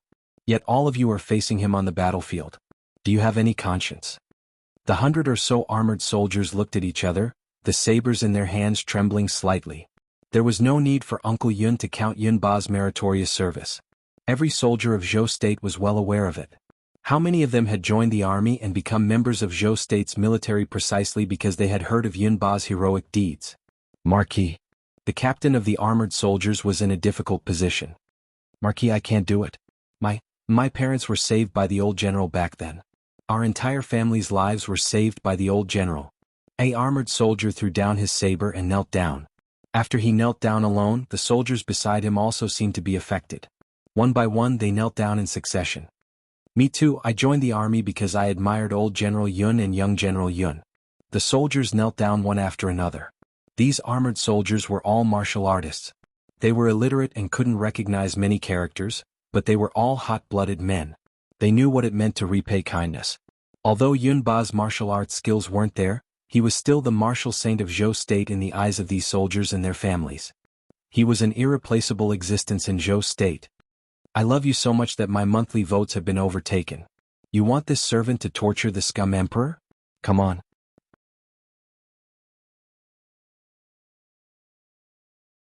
Chapter 513. You are going against military orders. This is His Majesty's decree.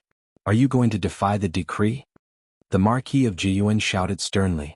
As long as Yun Ba was not eliminated, he would not be at ease. And Sun, who gave you the guts to cause trouble at the Yun estate? The thunderous roar shook the Marquis of Jiyuan's courage as Yun Songlong strode in with a few hunting soldiers. He saw the armored soldiers kneeling on the ground, the furious Uncle Yun, and the indifferent Yun Ba. Yun Songlong, what do you want? You're just a hunting soldier. Do you want to threaten an official of the imperial court? The Marquis of Jiyuan revealed a fearful expression as he faced Yun Songlong. Even though Yun Songlong was no longer a general, his imposing manner was enough to make the Marquis of Jiyuan tremble in fear. Moreover, he was now a martial saint. The Marquis of Jiyuan was no match for him at all. Do you think the Emperor of Zhou state really takes you seriously? Let me tell you, even if I were to kill you in front of everyone today, the Emperor of Zhou state would not have any objections. You're just a dog he's rearing. Yun Songlong grabbed the Marquis of Jiyuan with his bare hands, lifting him up like a chick caught by an eagle. Yun Songlong understood very well that the Emperor of Jiyuan only wanted to use the Marquis of Jiyuan to suppress the Yun estate. Yun Songlong had long seen through this, but his father Yun Ba was still stubborn. Although what had happened at the Yun estate today was infuriating, it also allowed his father to see the hypocritical face of the Emperor of Zhou state in the imperial court.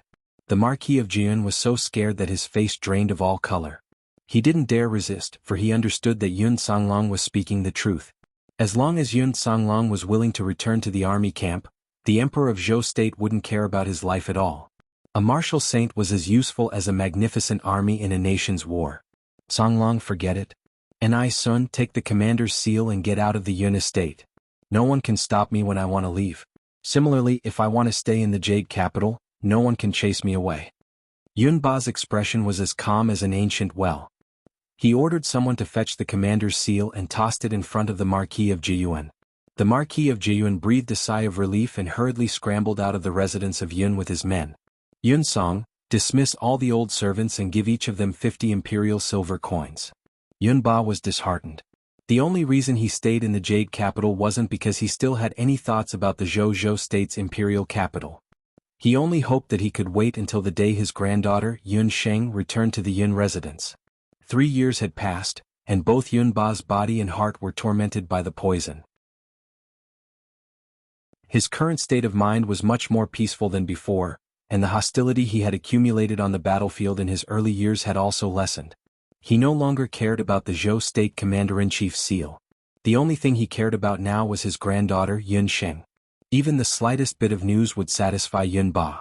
Father, there's news about Sheng'er. Yun Songlong seemed to have guessed his father's intentions. What? Say it again, who's the news? A layer of cracks appeared on Yun Ba's face. He was so agitated that he almost couldn't control himself. There's news about Sheng'er. She's returned to Zhou state and is currently rushing to the Jade capital. Yun Songlong's reaction wasn't much better than Yun Ba's when he heard the news. The father and son pair's nerves, which had been stretched taut for 3 years, finally relaxed. After Yun Sheng left the immortal Zhu nation, she made inquiries along the way. What made her rejoice was that the situation on the continent hadn't changed much even after 3 years had passed. It was the same in Zhou state. The only change was that the crown prince, Yi Balian, had passed away 3 years ago. Noble consort Qi, who had been greatly favored for a time, had also passed away in depression not long after. This news surprised Yun Sheng. The reason for the crown prince's death was rumored to be a sudden death. The current crown prince was noble consort Wenren's youngest son, the third prince, who was only 9 years old this year. As for the Yun residence, it had been quiet for the past few years. Presumably, nothing had happened to the Yun residence under the protection of Taheo Jin. Long before Yun Sheng left for the immortal Zhu nation, she had already been cautious. After leaving Tang Yuan, she secretly ordered Taheo Jin to return to Zhou state and hide in the Yun residence. Yun Sheng, who was carrying the precious treasure, officially entered Zhou state's borders. The moment Yun Sheng entered Zhou state's borders, she immediately contacted the nearest heavenly hunting corps through the local hunters' union and brought the news of her return to Zhou state to the Jade capital. Speaking of which, it was quite a coincidence that the contact person of the Heaven Expedition Hunting Corps that Yun Sheng met at the border was actually the young man from the village, Lu Zi, whom she had saved 3 years ago at the border of Heaven Expedition. He was also Yun Songlong's first disciple. After Yun Songlong became a martial sage, many disciples came to learn martial arts out of admiration. However, Liuzi was his first disciple in name and was the true eldest senior brother. When Yun Sheng saw Liuzi again, she almost didn't recognize him. After not seeing him for 3 years, Liuzi, who had become the eldest senior brother, had grown taller and was as sturdy as a calf. When Liuzi saw Yun Sheng, he immediately recognized her and was very excited. After learning martial arts from Yun Songlong, Liuzi improved very quickly and was already able to go on missions independently this year. He even repeatedly invited Yun Sheng to go to Jianghu village with him. After the disaster of the purple gold mine, Jianghu village had almost become a deserted village. However, because of Yun Sheng's rescue, the villagers had taken some purple gold mines when they left the mine. The villagers relied on these purple gold mines to rebuild a new village on the old site of Jianghu village. When Yun Sheng arrived at the village, she saw that every house in the village was tile-roofed. The fields and livestock in the village were well taken care of. Jianghu village had now become a well-known wealthy village. Yun Xing stayed in the village for a night under the villagers' warm persuasion. She was in a hurry and couldn't stay any longer. She could only promise Liuzi's parents that she would visit the village when she had the chance. He had already thought about it. If he joined forces with Grand Emperor City and forced the Zhao state to participate in the search for the divine weapon, his goal was to prevent the divine weapon from falling into the hands of the Dharma Temple or the Hunters' Union. Yun Xing also went up and inspected several magic medicine farms near the borders of Zhou state. What made her happy and surprised was that in the 3 years that she had been away, Lin Yao and Yao Rong had taken good care of these magic medicine farms. When Yun Xing first went to the immortal residence, she had already learned to be careful. She didn't mention to anyone that there were actually only 2 places that she was worried about. One was the Yun residence. She was worried that second uncle wouldn't be able to take care of the hunters because of the matter with the hunters, so she left her magic soldier and tyrant gold in the Yun residence. She only had one order for tyrant gold, which was to protect everyone in the Yun residence. If the Yun residence existed, tyrant gold would exist. If the Yun residence perished, tyrant gold would perish. Tyrant gold was a life magic weapon.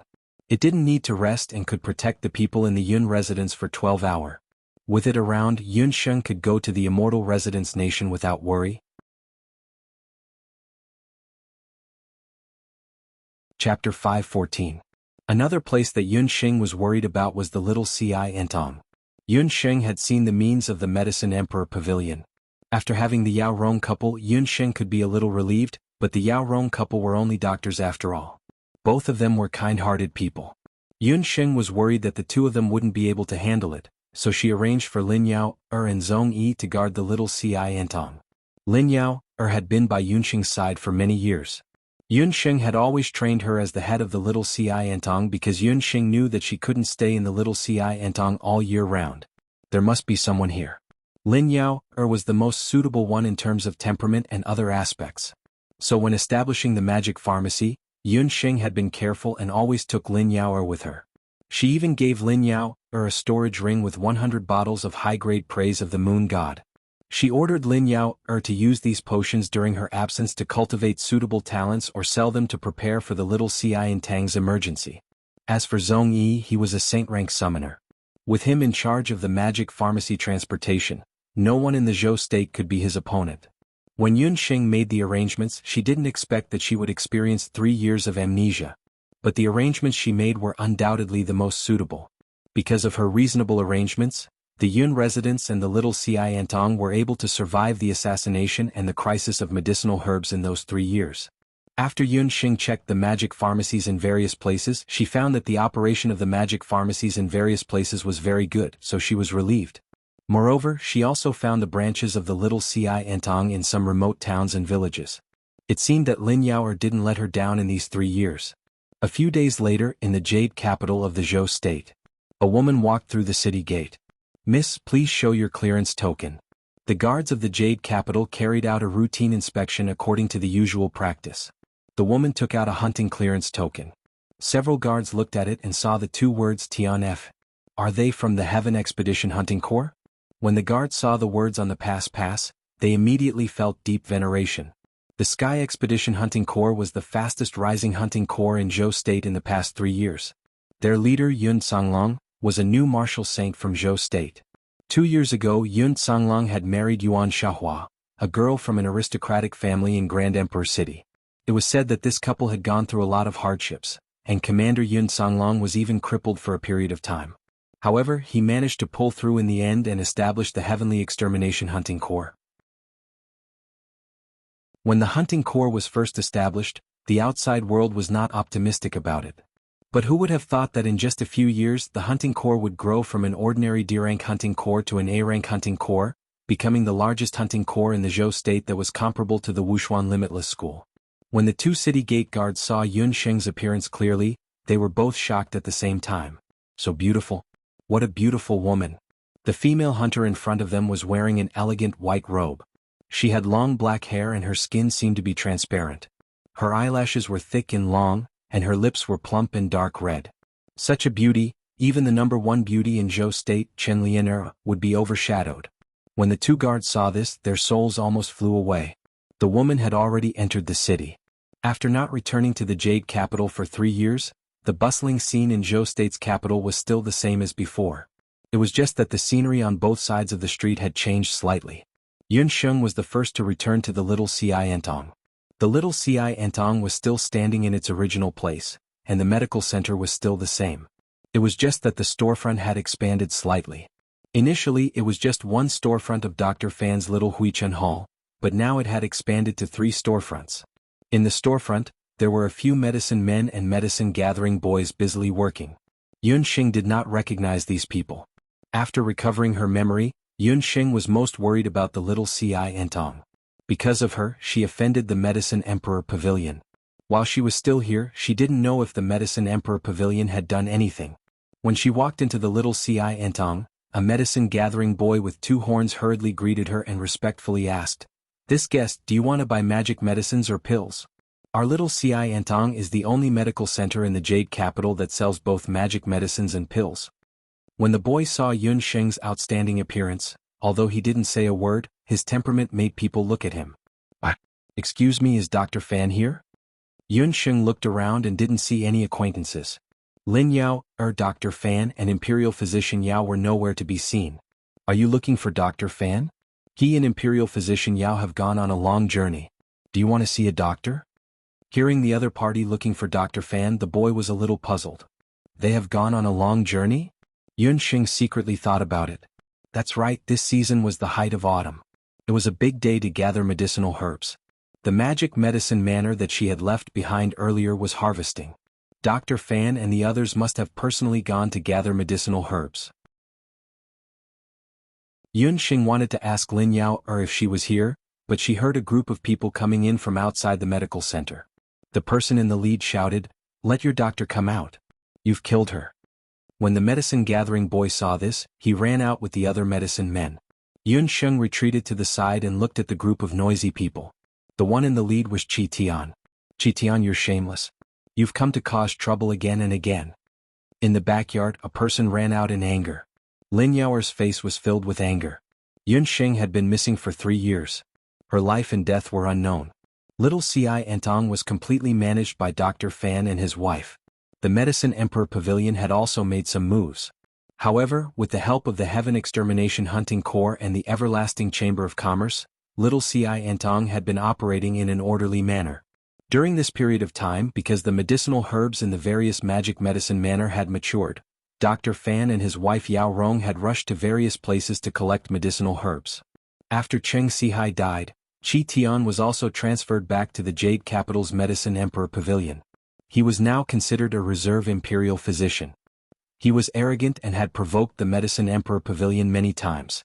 When he saw Lin Yao, Qi Tian's eyes shot out 2 rays of light. "Lin Yao, what are you saying? Your Medicine Emperor Pavilion has killed a patient. I was only invited by the patient's family to uphold justice." Yun Xing was not here. Fan Zhi and Yao Rong were also not here. Qi Tian's lust was aroused. The Lin Yaoer in front of him had become more and more beautiful in these few years. Qi Tian thought in his heart that he must bite this swan's meat. The patient was still fine when he went back yesterday. However, he's not good after one night. Who knows if someone did something in the dark. Lin Yao went forward to check on the patient. She found that his eyes were closed and his lips were pale. She then checked his chest. His pulse had stopped beating. The patient's body was also slightly stiff. He seemed to be dead. Chapter 5:15. Who was the one who treated the patient yesterday? Ask him to come out.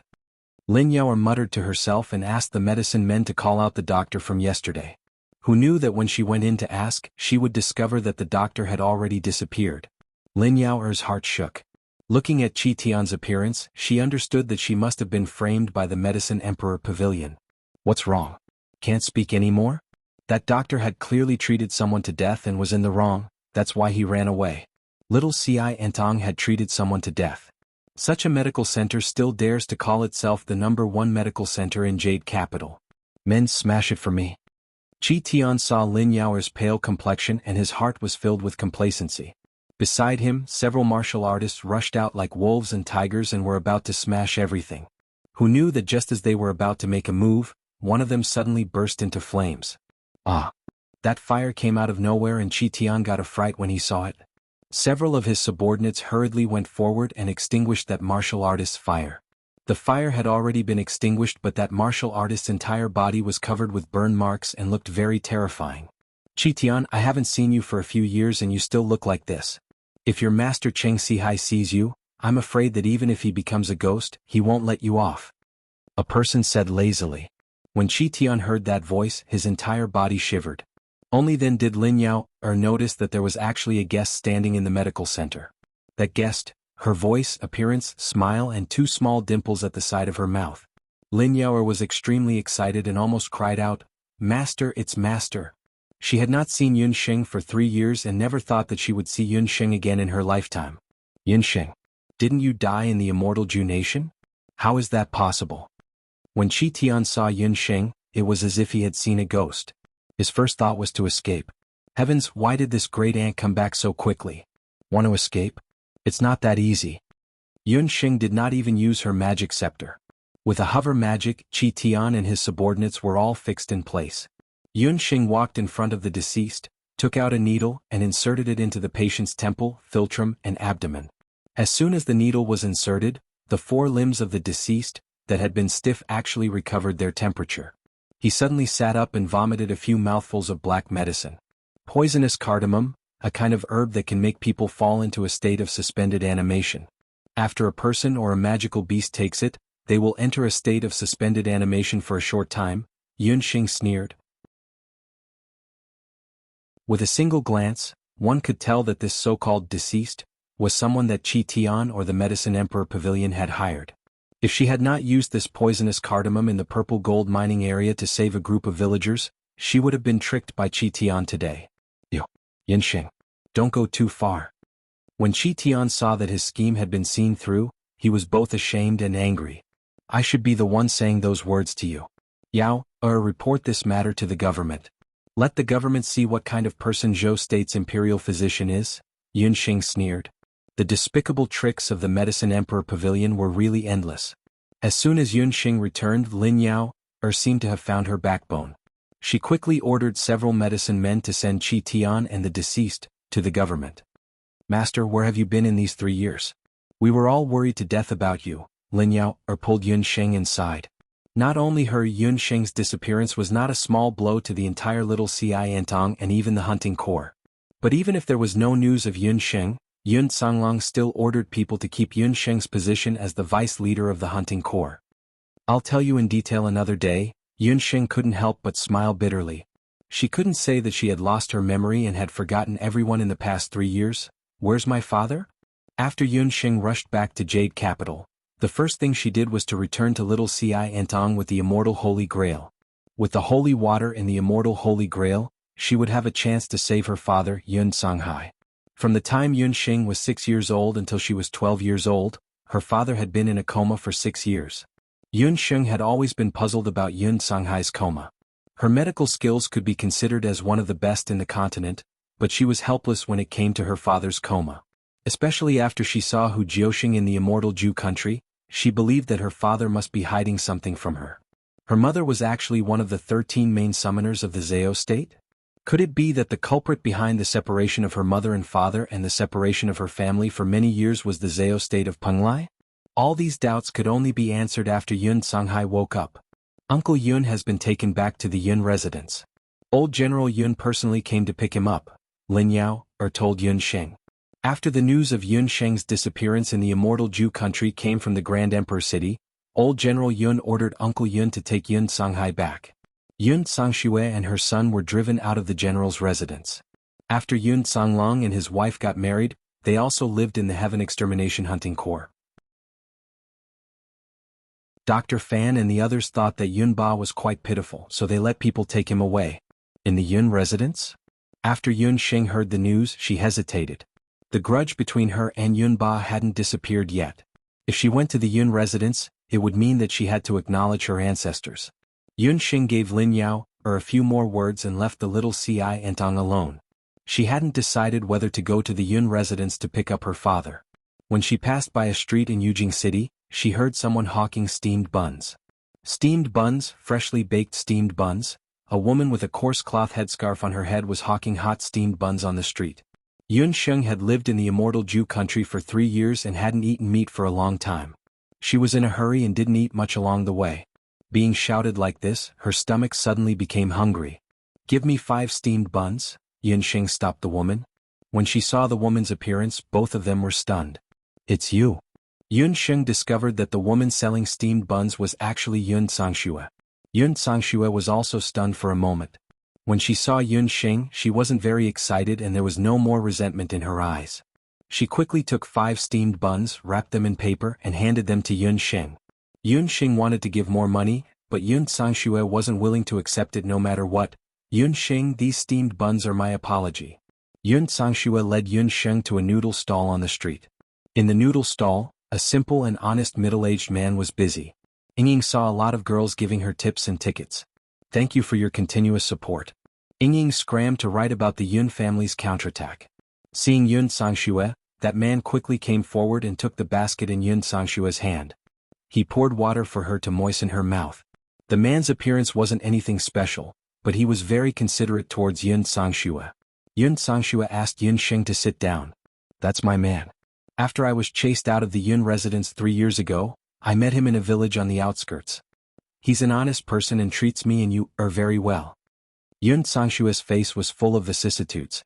She no longer had the domineering appearance of the Yun residence's daughter. After Yun Sangxue was chased out of the Yun residence, it was too late for regrets.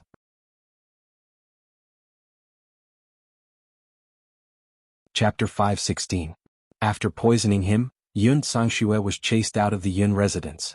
It was too late for regrets, especially when she found out that her father Yun Ba had been severely injured by the Dark Crown Prince Du Guxiu. She secretly ran back to the Yun residence. Outside, she saw Yun Ba being carried off the carriage by Uncle Yun and the others. Her father was covered in blood. His hair was gray, his expression was haggard, and his eyes were empty. Yun Sangxue knew her father's personality best. Such a proud father had been injured by a junior. He had never experienced such humiliation in his life. At that time Yun Sangxue was sobbing uncontrollably. She felt that she had let her father down, but it was all too late. Even though Yun Sheng had saved Yun Ba's life, his injuries had never healed. In these few years Yun Ba had been unable to use Do Qi. After Yun Sheng went missing, Yun Ba grew flowers and plants in the Yun residence, looking like he had retired early. This made Yun Sangxue feel even more guilty. Now that Yun Sheng had returned, a little hope was ignited in Yun Sangxue's heart. She hoped that Yun Sheng could cure the poison in her father's body. "In the past you and I were wrong. I apologize to you," Yun Sangxue said humbly. "How is Tang Yu?" Yun Sheng saw Yun Sangxue's expression and knew that she had finally thought things through. Yu is now a martial master in a martial arts club. He is much more sensible than before. Yun Sangxue's face was filled with relief when she mentioned her son. After Yun Sangxue left the Yun residence, she had to do everything herself. After Tang Yu's experience with the Bloody Hand Tycoon, he was scared out of his wits and became a fool for a long time. It was Uncle Yun who took pity on him and secretly had the residence's physician take a look at Tang Yu behind Yun Ba's back. Tang Yu was crazy for half a year before he finally recovered. Since then he had changed his hedonistic nature and obediently became a martial master in a martial arts club in the city. Yun Sangxue was already very satisfied with this. To this pair of mother and son, the luxurious life in the Yun residence had become a dehumanizing poison. For the first time Yun Sheng and Yun Sangxue chatted peacefully for a while. Yun Sheng seemed to have thought of something. "Did you meet my mother before? How much do you know about my mother?" Hearing Yun Sheng ask about her mother, Yun Sangxue was slightly taken aback. Her face revealed a troubled expression. "Yun Sheng, you are a smart child. There are some things that we don't want to tell you, but we don't want you to be in danger. I vaguely know some things about your mother. She has a great relationship with the current Emperor Zhao of the Zhao state. Your father should know something." Yun Sangxue already knew about Yun Sanghai's coma. Yun Sangshue's feelings towards this big brother of hers were very complicated. When Yun Sanghai was young he doted on Yun Sanghai a lot. Since she was young she had a very special feeling for him. Even Yun Sangshue's ex-husband, who passed away early, was introduced to her by Yun Sanghai. However, Yun Sanghai abandoned the family and her, his younger sister, for a woman. This was something that Yun Sangxue had hated for many years. She hated Hu Jiuxing. She believed that Hu Jiuxing had stolen her brother's love and care for her. On the day that Yun Songhai left the Yun residence after Yun Songlong and Yun Ba fell out, Yun Songshua secretly hid outside the study. She originally wanted to hear what her brother and father were talking about. Who knew that she would only hear Yun Songlong's angry voice. "Father, I respect you as my father, so I brought Jiuxing back to the residence to celebrate your birthday. I don't need those unknown women to celebrate my birthday. Even the imperial capital of Zhou State already knows her identity. The Zhou State military has already sent several people to kill her. This woman and the child in her stomach cannot be left alive." Yun Ba was also furious. This was the first time that the father and son had been so agitated. They began to quarrel in the study. Yun Songshua's heart thumped when she heard this. She had seen her brother's wife before. She was a woman so beautiful that all women would be jealous of her. She looked delicate and weak, but she had always silently followed her brother by his side. However, she didn't know why her father didn't like her. Yun Songshua also didn't like her because she had a foxy aura that made all men involuntarily cast sidelong glances at her. "I don't care what the military does. No one can touch my and Jiuxing's child. If the military comes knocking, don't blame me for not giving them face." Yun Songhai's voice was filled with murderous intent. Big brother actually had such a side to him. Even though she was hiding outside, Yun Songshua could clearly feel the murderous intent in her brother's voice. Yun Songshua couldn't help but shiver. In her impression, her brother had always been amiable to her and her second brother. "Unfilial son. You are a citizen of Zhou State and a descendant of our Yun residence. But now you've betrayed Zhou State and the Yun residence for a foreign demoness. If you dare to do this, I won't let you off even if the military doesn't do anything." Yun Ba was so angry that the father and son fell out on the spot. Yun Songhai flung open the door and strode out. He happened to run into Yun Songshua, who was eavesdropping outside. "Big brother, are you really leaving the Yun residence?" Yun Songshua cried as she held on to Yun Songhai, refusing to let go. "Songshua, be good. Big brother and sister-in-law are leaving. In a few months, big brother's child will be born. Remember to come visit us. We'll settle down in a village not far away." Yun Songhai rubbed Yun Songshua's head. "If you leave today, you're no longer a member of our Yun residence. I'll never admit that woman and the child in her womb are the flesh and blood of our Yun family. If you want to acknowledge your ancestors and enter the Yun residence, you have to kowtow 3 times and kowtow 9 times and sever all ties with that woman." Yun Ba's words strengthened Yun Songhai's resolve even more. Without another word, he directly left with Hu Jiuxing, who was already pregnant and about to give birth. The moment the two of them left the residence, they were chased by a group of people from the military. It was also at that time that Yun Songhai used dark magic to kill those people from the military. From then on, he left the Yun residence and became known as a dark magician. So this was what happened. Demoness? Foreign demoness? Could it be that Hu Jiuxing wasn't a human? After Yun Xing heard this, not only did she not resolve her doubts, but she became even more confused. Yun Songshua only knew this much. If she wanted to know more, she would have to ask Yun Songhai or even wait until Yun Songhai woke up. "Do you want to return to the residence to see my father? I brought back the water of life from the immortal Zhu nation. Perhaps he can wake up this time." Yun Sheng could tell that Yun Songshua had a deep sibling relationship with her father. "No. After what I did, I no longer have the face to see big brother." Yun Songshua's face was full of guilt. She looked at Yun Sheng in front of her and realized that after 3 years, Yun Sheng's appearance had changed quite a bit. She had become more exquisite and her features exuded an unusual aura. This feeling was very similar to Hu Jiuxing back then. Back then I was the one who secretly told that group of people about big brother and sister-in-law's whereabouts. Yun Songshua had kept this secret in her heart for a long time.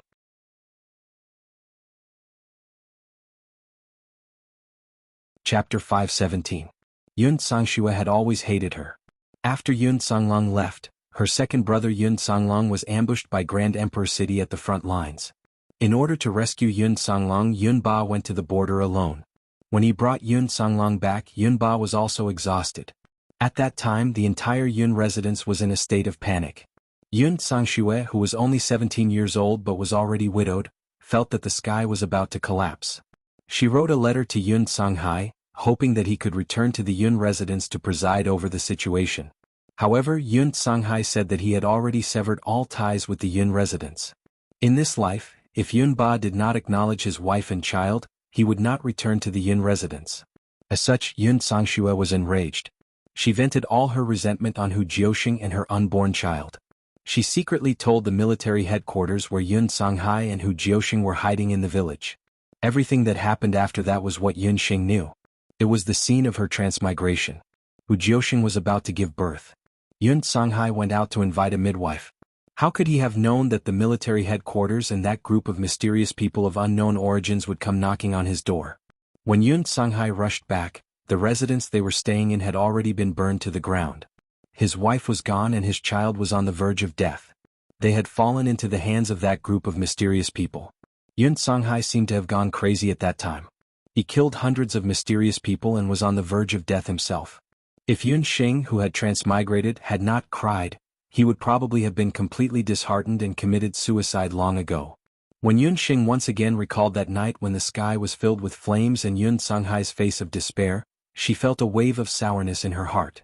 Yun Songxue was even more silent. She knew that her selfishness and willfulness back then had brought great harm to Yun Songhai and Yun Xing. My mother is not dead yet. Yun Xing hated Yun Songxue. But now that she knew that her mother wasn't dead, she could smile and forget the enmity between them. Sister-in-law didn't die? Regarding this matter, big brother, Yun Songxue was first overjoyed, then very gratified. Ever since she left the residence of Yun, she had been enlightened. Now that he thought about it, he always felt that he had let down his eldest brother and his wife. Uncle Yun had already told Yun Songxue about his eldest brother's current condition. Yun Songxue wanted to go take a look, but she was afraid that Yun Ba would be unhappy. If Hu Jiuxing was still alive, perhaps there would be a chance for her to make up for what she had done in the past. You'd better come with me to the Yun residence. You're still a member of the Yun family after all. There are some things that must be cleared up between family members. Since her mother was not dead and Yun Ba had been brought back by her father, the estrangement between Yun Xing and the Yun residents seemed to have been resolved all at once. Yun Songxue also thought for a moment before deciding to return to the Yun residence with Yun Sheng. Inside the Yun residence, Yun Ba strode out as soon as he heard that Yun Sheng had arrived. Little miss, it's really little miss who has returned. Uncle Yun was so excited that he was on the verge of tears. A look of ecstasy flashed across Yun Ba's stern eyes. However, he coughed a few times and forced himself to suppress his joy. He gave a strange snort, then looked at Yun Songxue who was beside Yun Sheng. The speed at which he changed his expression was so fast that even a master of Peking opera would have to admit defeat. Young miss, you've all returned. Today is truly a joyous occasion. Servants, quickly invite second young master and young madam over. Uncle Yun felt a headache coming on when he saw his master's expression. Uncle Yun muttered, Master is really too much. Why can't he act more consistently? This coffin-like expression made it seem as if little miss and miss owed him 8 million yuan. Yun Songlong and his wife quickly rushed back. Along with them was a group of old hunters from the Heaven Extermination Hunting Corps. Everyone ignored etiquette and squeezed into the Yun residence one by one. It's really me. Young master, you're back. Young master, we've all missed you to death. Yun Sheng looked at the crowd and saw many familiar faces. Her heart was moved. When Yun Songlong saw Yun Sheng, he was momentarily stunned. He walked forward and picked Yun Sheng up in his arms. Yun Sheng was embarrassed. Why was her second uncle still treating her like a 6-year-old child? Yuan Xiaohua, who was still wearing her veil, covered her mouth and giggled. She rebuked. Songlong quickly put Yun Sheng down. She's already a big girl. As her second uncle, you really can't be serious. When Yun Songlong heard this, he looked at his niece's blushing face and felt a little embarrassed. I'm just too happy. Yun Songlong laughed heartily. That year Yun Xing stayed in the Grand Emperor city because of him. Then she went to the Immortal residence. He couldn't go with her because of the Heaven Extermination Hunting Corps and had always felt guilty. Later Yuan Bupo brought Shen Mimi back to the Grand Emperor city. As for Yun Sheng, it was said that she was left in the Immortal residence nation. Yun Songlong wanted to rush to the Immortal residence and bring Yun Sheng back. However, when he rushed to the Immortal residence nation, he was stopped by Xue Linhai. The fairies told Yun Songlong that if he didn't want Zhou State and the Immortal residence to become enemies, he shouldn't barge in. Yun Sheng was protected by their Holy Wind King and was living well in the Immortal residence. Yun Songlong had also heard of the Holy Wind King's name. He also knew from Yuan Bupo that Yun Sheng was seriously injured and could only be treated by the Immortal residence's water of life. If he forcefully brought Yun Sheng back, he was afraid that it would delay her treatment. Yun Songlong was very confident in Yun Sheng. He believed that once she recovered, she would definitely return to Zhou State. That was why he left with the Heaven Extermination Hunting Corps. However, who knew that the uncle and niece would be separated for 3 whole years? For 3 years there was no news of Yun Sheng. She was like a kite with a broken string, never to be seen again. Until today when she suddenly appeared in the Jade Capital. Looking at his niece who had changed 18 times between childhood and womanhood, Yun Songlong couldn't help but redden. Young master. Among the Heaven Extermination Hunting Corps, Zhou Quan jumped out. Young master, you're really back. That's great. Alright, I have a few letters left behind by Lord Biming. He wants me to personally hand them to you when you return. Yun Sheng also noticed that everyone was here. Even the Zong persona was standing nearby with a smile. Only Yi Biming didn't come. Yi Biming. Is he alright? Yi Biming's letters were sent every month before he left and after he left. As Yun Sheng wasn't around, they were always in Zhou Quan's hands. It had been 3 years, 36 months. A total of 36 letters. Yun Sheng opened that letter. The entire letter only had the same word, wait. It was the same word, wait. Every month there would be another word, wait. Yi Biming's words were meaningful and powerful, as if they were going to penetrate that thin piece of paper. The last letter had a total of 36 words, wait. Yi Biming had always been waiting for Yun Sheng's return. Yun Sheng recalled that 3 years ago, the last time she resonated with Yi Biming's thoughts. At that time, Yi Biming had told her to return to the Jade Capital 2 months later because he was going to participate in the mainland's elite camp's assessment. Yun Sheng had lost her memory because of the prison break in Icefall City. She had also missed the very important assessment of the mainland's elite camp. At this time, Yi Biming should already be in the mainland's elite camp.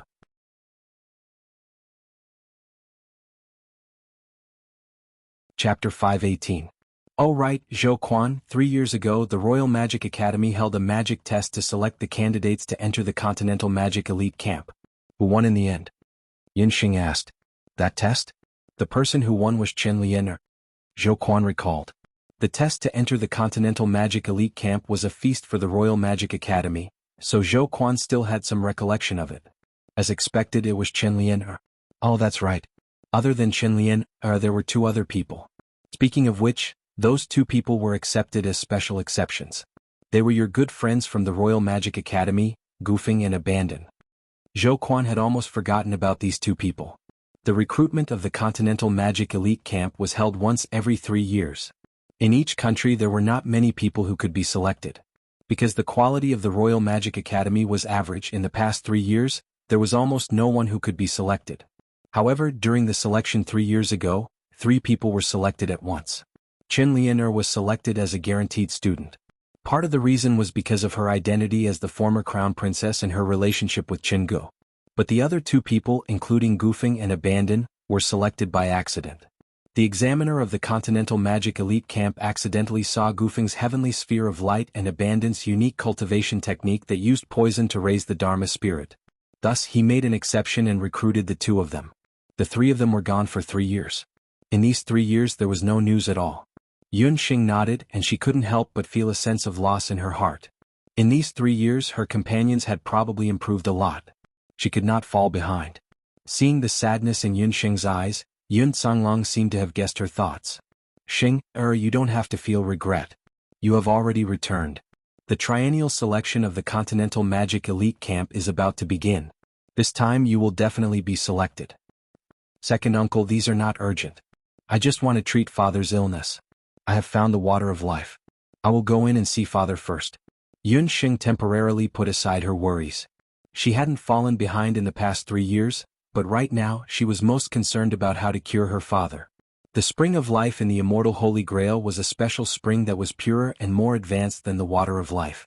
Yun Sheng took out a portion of the water from the Holy Grail and fed it to Yun Songhai. The spring of life was indeed the most miraculous panacea in the world. As soon as she drank it, Yun Sheng could feel a vigorous life force moving quickly around Yun Songhai's skirt. The strange medicinal power that had suppressed Yun Songhai for many years inside his body was rapidly fading away. Yun Songhai's face showed a hint of pain and struggle. He curled up like a prawn. Big brother, what's wrong with him? Yun Songshua watched from the side and was extremely nervous. When she saw everyone at the Yun residence, she was embarrassed. Fortunately, her second brother took the initiative to invite her in. Yunba only glanced at her from the corner of his eye and didn't have any intention of chasing her away. She cowered and followed in. That's because the spring of life is purifying the poison. The whole process will take about one night. Yu Sheng had used the water of life before and knew that the process wasn't pleasant. Yun Songhai would have a hard time tonight. The poison in his body would be devoured by the spring of life and new blood would be produced. If he couldn't endure this process, his body would collapse and he would die. If someone from the Dharma temple was there to assist him with light magic, the pain would be greatly reduced.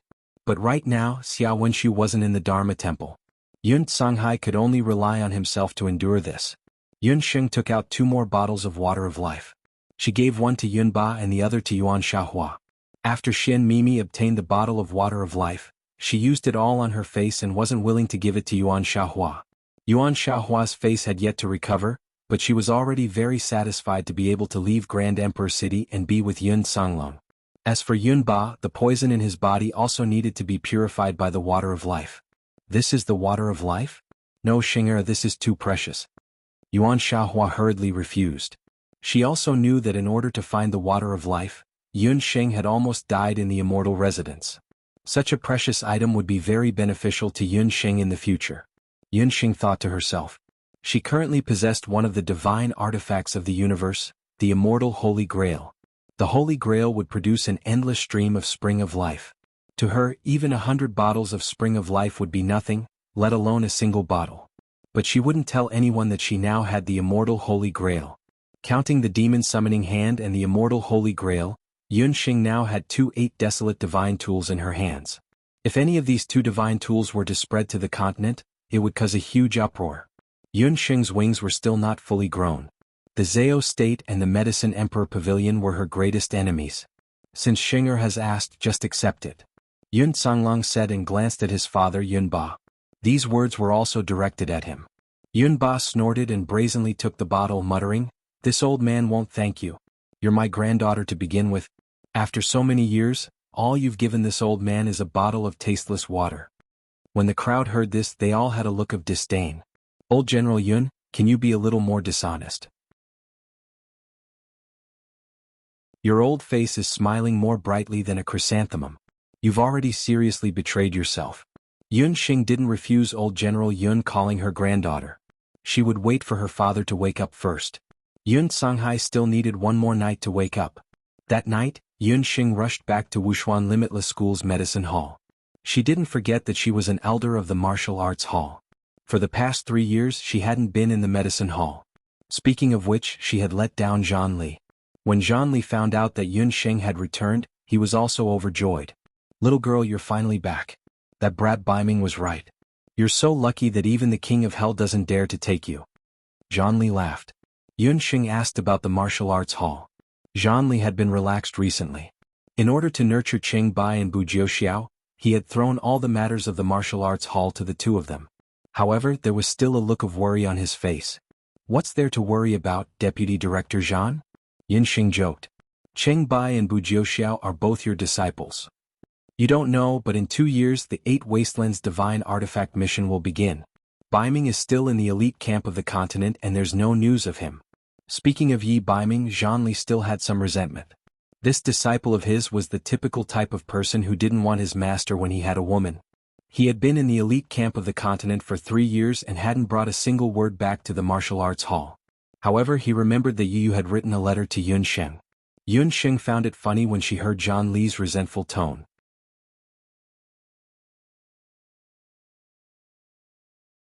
Chapter 519. Yun Sheng understood that Yi Baiming never did things sloppily, which could be seen from the word "wait" in the letter he wrote to her. He should be waiting for her in the mainland's elite camp. In fact, after experiencing the experience of coming to the immortal Ju country, Yun Sheng was also very curious about what the truly brilliant magic on the mainland, the dark magic of the mainland's elite camp, looked like. She would abide by the agreement with Yi Baiming 3 years ago. 2 years later, everything is still unknown, but Curator Zhan, thank you for helping me guard the little Ci Entong during my absence. Yun Sheng had already learned from Lin Yao. Every harvest season in the little Ci Entong, the martial arts school would send the martial artists in the school to help collect and escort the medicinal herbs. It was also thanks to the strong cooperation of the battle strength. In the 3 years she was away, the little Ci Entong was sheltered by the Wuxuan Limitless School. It's all a small matter. You helped the martial artists to wash their marrow and bones earlier, which can be regarded as a great help to me. The battle strength was also a grateful person. In the current Wuxuan Limitless School, because of Yun Xing's use of beast blood to wash their marrow and bones, the cultivation of the martial artists had more than doubled. Wuxuan Limitless School also jumped from the top 5 martial arts schools in the mainland to the top martial arts school in the mainland, and later Qin's Big Dipper martial arts school was on par with each other. Deputy Curator Zhan, I came back from the immortal residence this time and also brought back some elven elixirs. I think it's very good for improving and purifying people's physique. The elixirs Yun Xing mentioned were actually the beast blood pills that had been processed with the Spring of Life. The Spring of Life had a very good effect on magicians and martial artists. Yun Xing had also experimented with it. She added the Spring of Life to several kinds of elixirs and magic potions that she had refined earlier. Those elixirs and magic potions had undergone a qualitative leap. Take the praise of the moon god as an example. After adding the Spring of Life and refining it with karmic fire, the praise of the moon god could break through to the sacred level in one go. This kind of potion was even more amazing than the high-grade potion that could allow one to advance to a mage in an instant. It could allow any mage below the rank of Sky Mage to break through to the next realm. Such a miracle of potion would be inconceivable anywhere in the continent. Yun Sheng's excuse that she had obtained the elixir from the elves of the immortal residence country was just to avoid suspicion. Yun Sheng began to refine new beast blood pills that night. On the second day, Yun Sheng had already refined 50 beast blood pills that had been refined from the Spring of Life. She handed them over to Zhan Li and had him hand them over to the martial artists of the inner hall. With the effect of the new beast blood pill, Yun Sheng believed that 2 years later, even if He Baiming did not return to the dojo would still be able to complete the search for the artifact with the help of the strengthened martial artists. After Yun Xing finished refining this batch of elixirs, she immediately returned to the Yin residence. Her heart burned as if it was on fire. She wanted to know what happened to her father last night. The courtyard that Yun Songhai lived in was the courtyard that he had lived in the early years of the Yin residence. The moment Yun Xing entered, she saw second uncle Yun Songlong sitting by the bed with a bowl of medicine in his hand. Yun Songhai was still lying on the bed, but he had already opened his eyes. The father and daughter were both in disbelief when they met again after 6 years. Especially Yun Songhai. For a moment, it was hard for him to connect this slender and elegant young lady with the thin and small Yun Sheng from back then. Yun Songlong was still the quick-witted one and reminded him, "Big brother, that's Sheng father." Yun Sheng's nose twitched as she rushed over. How long had it been since she had used this word? In her previous life, her parents had passed away early. In this life, she had finally found a father who loved her dearly, but her father had been in a coma for 3 years. "You're Sheng?" Yun Songhai had just woken up. The moment he woke up, he saw Yun Songlong. When he looked around, he realized that he had actually returned to the Yin residence. He did not know how long he had been in a coma. He had always been aware of the poison in his body. The moment before he lost consciousness, he had heard Yun Sheng's cries. He had been very worried about his young daughter and was extremely reluctant to part with her. However, the poison had already consumed his consciousness. He had thought that they had already parted forever at that time. He had never expected that the father and daughter would meet again one day. Yun Songlong had already roughly told Yun Songhai what had happened in the past few years. When Yun Songhai heard this, his face was filled with disbelief.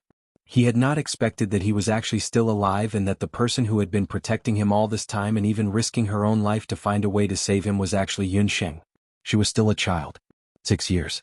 In these 6 years, she had gone from a lonely and helpless child to where she was today. Even an adult like Yun Songhai could not imagine the difficulties and hardships she had gone through. "Big brother, you have raised a very outstanding daughter. Sheng is fully deserving of being a member of the Yun family." Yun Songlong saw that his big brother had finally recovered and was overjoyed. He could not help but think of his niece's perseverance and forbearance all these years. Sheng silly child. Yun Songhai had just woken up not long ago. Although he had the miraculous purifying effect of the Spring of Life, his body had been completely exhausted because of the purifying effect of the Spring of Life. He could not exert any strength at all. Seeing Yun Sheng lying on his body and sobbing softly, Yun Songhai's eyes filled with hot tears for a moment. After so many years, the father and daughter met again for the first time. but they spent it in tears. Even a grown man like Yun Songlong was at the side, constantly wiping away his tears. Everyone in the room is crying and wailing. What kind of scene is this? How embarrassing.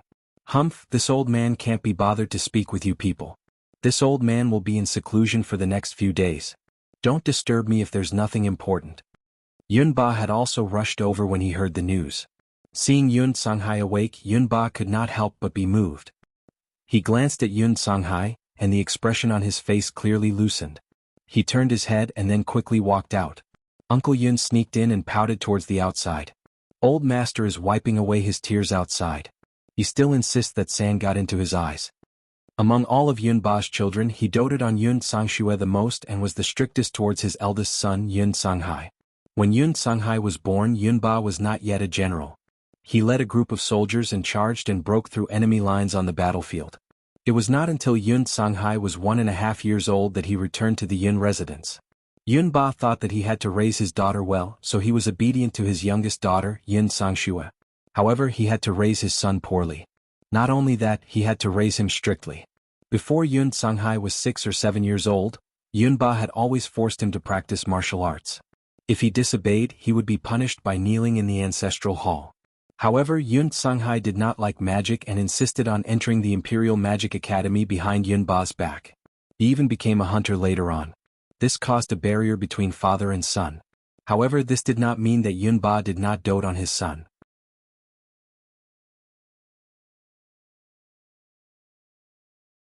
Chapter 520. Master waited outside the house for the entire night. No matter how hard we tried to persuade him, he wouldn't leave.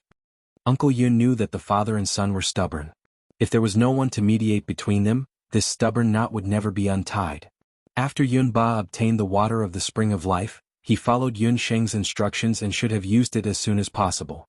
However, he insisted that he had to wait until Yun Songhai woke up before going into closed-door training. After Yun Ba left, Yun Songhai sighed. Father has aged a lot. Yun Songhai had been in a coma for more than 6 years. Although he couldn't speak or move when he was in a coma, he could still vaguely remember that Yun Ba would often visit him when he was in a coma. The old man was long-winded and would talk about things that happened when he was still a child. Yun Songhai's hatred for his father gradually dissipated. Yun Songlong saw that Yun Ba and Yun Sheng seemed to have a lot to talk about. He stood up and said, "You two haven't seen each other for a long time. You must have a lot to talk about. I'll inform Zhan Li and the others that Big Brother has woken up." Yun Sheng also had the same intention. She wanted to ask about Hu Jiusheng. That day in the immortal Zhu nation's Icefall City, the time she had spent with her mother was too short. She didn't even have time to figure out why Hu Jiusheng was a citizen of the Zhao state. She clearly remembered that Uncle Yun had said earlier that Hu Jiusheng had killed an important person of the Zhao state. Logically speaking, the Zhao state would definitely kill her. However, she was now the 13th Archbishop of the Zhao state. "You really saw your mother?" Yun Songhai was extremely excited. He grabbed Yun Sheng with a face full of disbelief. Actually, it wasn't just Yun Songlong. Even now, Yun Sheng still couldn't believe it when she recalled seeing Hu Jiusheng that day. Not to mention anything else, Hu Jiusheng did not seem to know her at all. The name Yun Sheng was given to her by Hu Jiusheng and Yun Songhai when she was pregnant. If it was a son, he would be called Yun Go. If it was a daughter, she would be called Yun Sheng. However, when Hu Jiusheng heard her name, she did not react at all. Looking at her appearance, it was clear that she had already lost her memories. Jiusheng, she must be from the Zhao state. Yun Songhai was excited, especially when he heard that Yun Sheng had almost died in the Immortal Keeper Nation because of Hu Jiusheng's magic. He couldn't hold back anymore. "Father, what kind of person is mother? Why would old General Yun call her an outsider? And why would the Zhou state's military join forces with the Zhao state to murder my mother?" Yun Sheng thought that the Zhou state and the Zhao state shouldn't have any direct relationship. Yun Songhai was silent. He scrutinized his daughter. After not seeing her for a few years, Yun Sheng had grown from a small child that he could carry with one hand to a slender and elegant woman. Her appearance was 50 to 60% similar to his wife's. Now that he looked at her, perhaps because she had been influenced by the Hellfire and the Spring of Life, her features were even more exquisite. Compared to his wife, Hu Jiusheng, Yun Sheng was like a ball of fire when she was angry. However, when she smiled, she was like a sweet spring. "Sheng I heard that you are already engaged to Zhou State's Prince Baiming. Is that right?" Yun Songhai felt very guilty. He was really an incompetent father.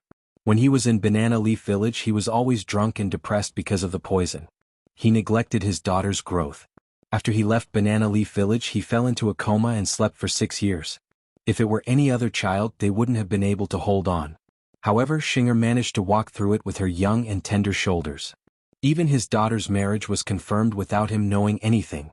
Although he already knew that the current Prince Baiming of Zhou State was the blind boy who had been with her father and daughter for a while in Banana Leaf Village.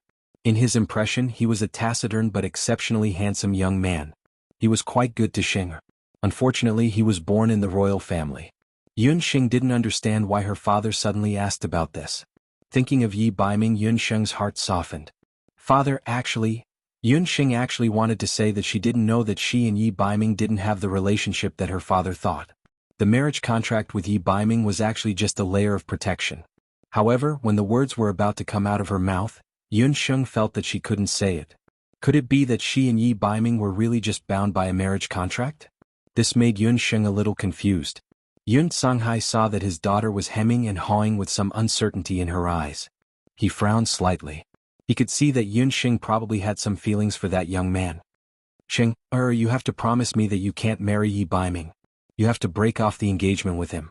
Yun Songhai's serious tone stunned Yun Xing at first. She didn't understand why her father suddenly said that. Father. It wasn't that Yun Xing hadn't thought of breaking off the engagement. After all, it was because of the secret later Qing crown prince that she had no choice but to get engaged to Yi Baiming.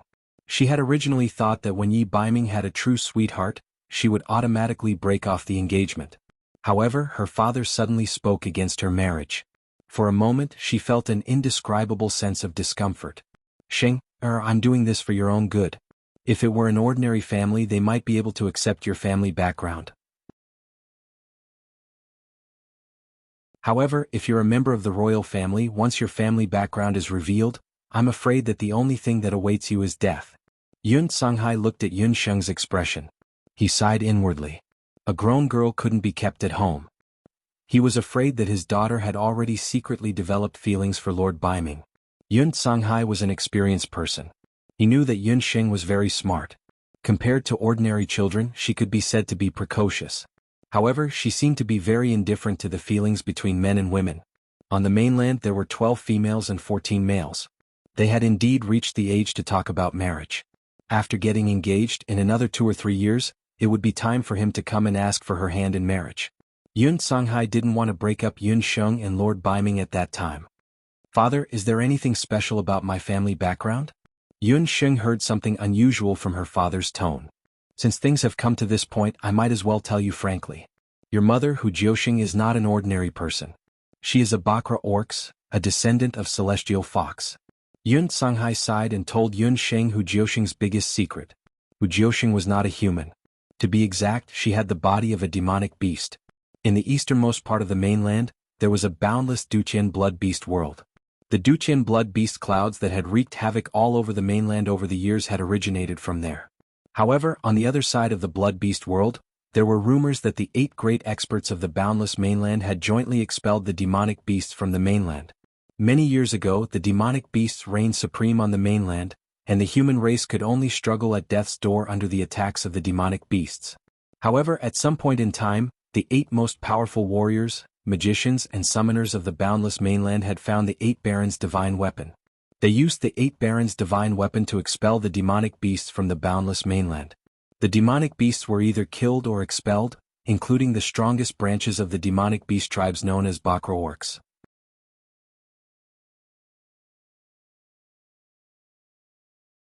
Chapter 521. The descendants of the Celestial Fox were one of the main branches of the Bakra Orcs.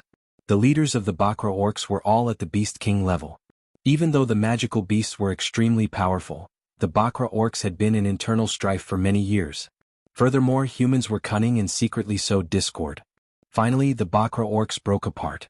The 8 masters killed the leaders of the major Bakra clans and wantonly burned and massacred the Bakra Orcs. Countless magical beasts were killed. Their blood did not dry up and the smell of blood filled the air. Finally, the Duqian blood beast world was formed. The magical beasts that were lucky enough to survive escaped into the Duqian blood beast world. From then on, There were no more magical beasts of the 8 Baron mythical beast level on the mainland. The 8 masters also worked together to set up an extremely powerful restriction in the Duqian blood beast world to prevent the magical beasts of the Bakra orcs from entering. But there was a limit to their power. Since then, tens of thousands of years had passed. As time passed, the seal of the Duqian blood beast world gradually loosened. The magical beasts that were killed many years ago in the blood beast world did not dissipate. Their evil spirits soared to the sky and formed clouds of evil spirits. These evil spirits passed through the cracks in the seal and floated into the mainland. The blood beast cloud devoured the local residents and livestock. After accumulating enough energy, it gave birth to the powerful blood beast cloud. What does this have to do with Mother? According to Mother's age, it's impossible for her to have anything to do with the beast clan of the 8 wastelands back then. Yunxing was speechless when she heard this. She did not expect that Hu Jiuxing was actually a descendant of the heavenly fox. Why did such a thing sound so fantastical? Alright, she had indeed transmigrated to a fantastical mainland. Your mother was actually born from the blood beast cloud. Yun Songhai told Yun Sheng about his encounter with Hu Jiuxing. Ever since Hu Jiuxing was born, she didn't know where she came from. She was picked up and raised by a couple living at the border of Zhou State. When she was 3 years old, she realized that her understanding of magic was particularly outstanding, so she was sent to the local temple. She was extremely talented and could learn any magic at once. However, she did not like the Temple of Magic. Or rather, she subconsciously hated the Temple of Magic. After that, Hu Jiuxing's talent as a summoner was inadvertently revealed. She had been recommended to the Zhao State by the Temple of Dharma, and it was there that she had learned most of her knowledge about summoners. If that's the case, Mother, you've lived in both the Dharma Temple and the Zhao State? Why did she leave the Zhao State? Most of the summoners, especially the powerful ones, were more or less related to the Zhao State. Because the celestial fox blood in your mother's body had awakened. At that time, the Duqian blood beast cloud was very active. As a member of the Zhao State, Mother was sent to capture the blood beast cloud. However, the blood beast cloud that time gave birth to a baby. Yun Songhai paused as he spoke. He seemed to have also imagined the scene at that time. The blood beast cloud was a very special existence. It could give birth to magical beasts, but at the same time, it could also give birth to magical beasts in human form. Those magical beasts in human form were more powerful and more valuable than normal magical beasts. This was because magical beasts in human form were magical beasts that were at least at the level of holy beasts. Once these magical beasts grew up and mixed into the human race, they would be a greater threat. Could it be? The Zhao State wouldn't even let go of a baby? Yun Sheng recalled the night she transmigrated to this world. If she wasn't wrong, that group of people must have been from the Zhao State. They threw the baby to his death in front of your mother. It was also that action that caused Hu Jiuxing to go into beast blood frenzy. Father, are you talking about Mother? Yun Sheng had seen Hu Jiuxing's power. As a magical beast, Hu Jiuxing could also go into beast blood frenzy. After beast blood frenzy, Hu Jiuxing's power. After that incident, your mother left the Zhao State. After she went into beast blood frenzy, she revealed her immature celestial fox beast form. She killed more than 20 Zhao State masters, including a cardinal, and then escaped. That incident didn't really spread on the mainland. After all, for the Zhao State, it was a slap to the Zhao State's face that an ordinary scepter summoner had such terrifying power. Moreover, it was found that she was the descendant of the mythical beast of the Octoterra. They started to put Hu Jiuxing on the wanted list all over the mainland. The most hateful thing was that they didn't even let go of Hu Jiuxing's adoptive parents. The Zhao State couldn't find Hu Jiuxing's whereabouts, so they captured her adoptive parents and tortured them to death. By the time Hu Jiuxing rushed back to the Zhao State, her adoptive parents were already dead. Even though she was a magical beast in human form born from the beast blood cloud, Hu Jiuxing was no different from an ordinary person, whether in terms of appearance or state of mind. Her adoptive parents doted on her, and the Zhao State's actions had undoubtedly forced her into a desperate situation. In a rage, Hu Jiuxing slaughtered 10 summoning centers in a row. Since then, she had concealed her identity and appeared in all the major arenas as a freelance hunter. It was at that time that Yun Songhai also left the Royal Magic Academy and began his journey to learn a higher level of magic. The two youngsters had also chosen to use the arena as a way of training. In the end, the two met in the Heaven's Wings arena. Perhaps it was fate, but the two of them met in a fight. When Yun Songhai saw Hu Jiuxing, he fell in love with her at first sight. He didn't hesitate to pretend that he was no match for her and lost. After the battle, he used all sorts of excuses to pester Hu Jiusheng. It was said that good women were afraid of being pestered. Although Hu Jiusheng didn't have a good impression of humans, Yun Songhai's pestering skills were real. He followed Hu Jiusheng all the way, and when she left the Heaven's Wings arena, he also left. The two were like cats and mice, chasing and hiding all over the continent. Yun Sheng couldn't help but find it funny when she heard this. In her eyes, her father Yun Songhai had always been a serious and inarticulate person. Who would have thought that in order to pursue her mother, Hu Jiusheng, he would actually do such a crazy thing? Thinking of her mother, Hu Jiusheng, Yun Sheng couldn't help but be dazed. If she were a man, she would definitely be infatuated with such a woman.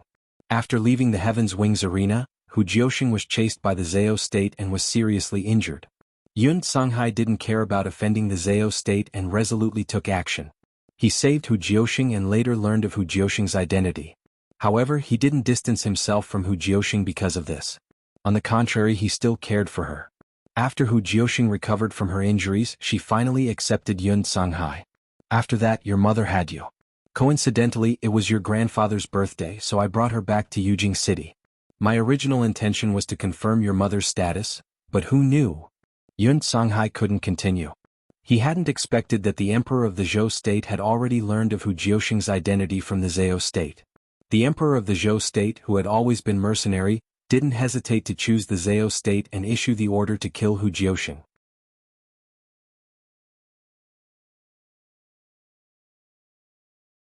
Chapter 522.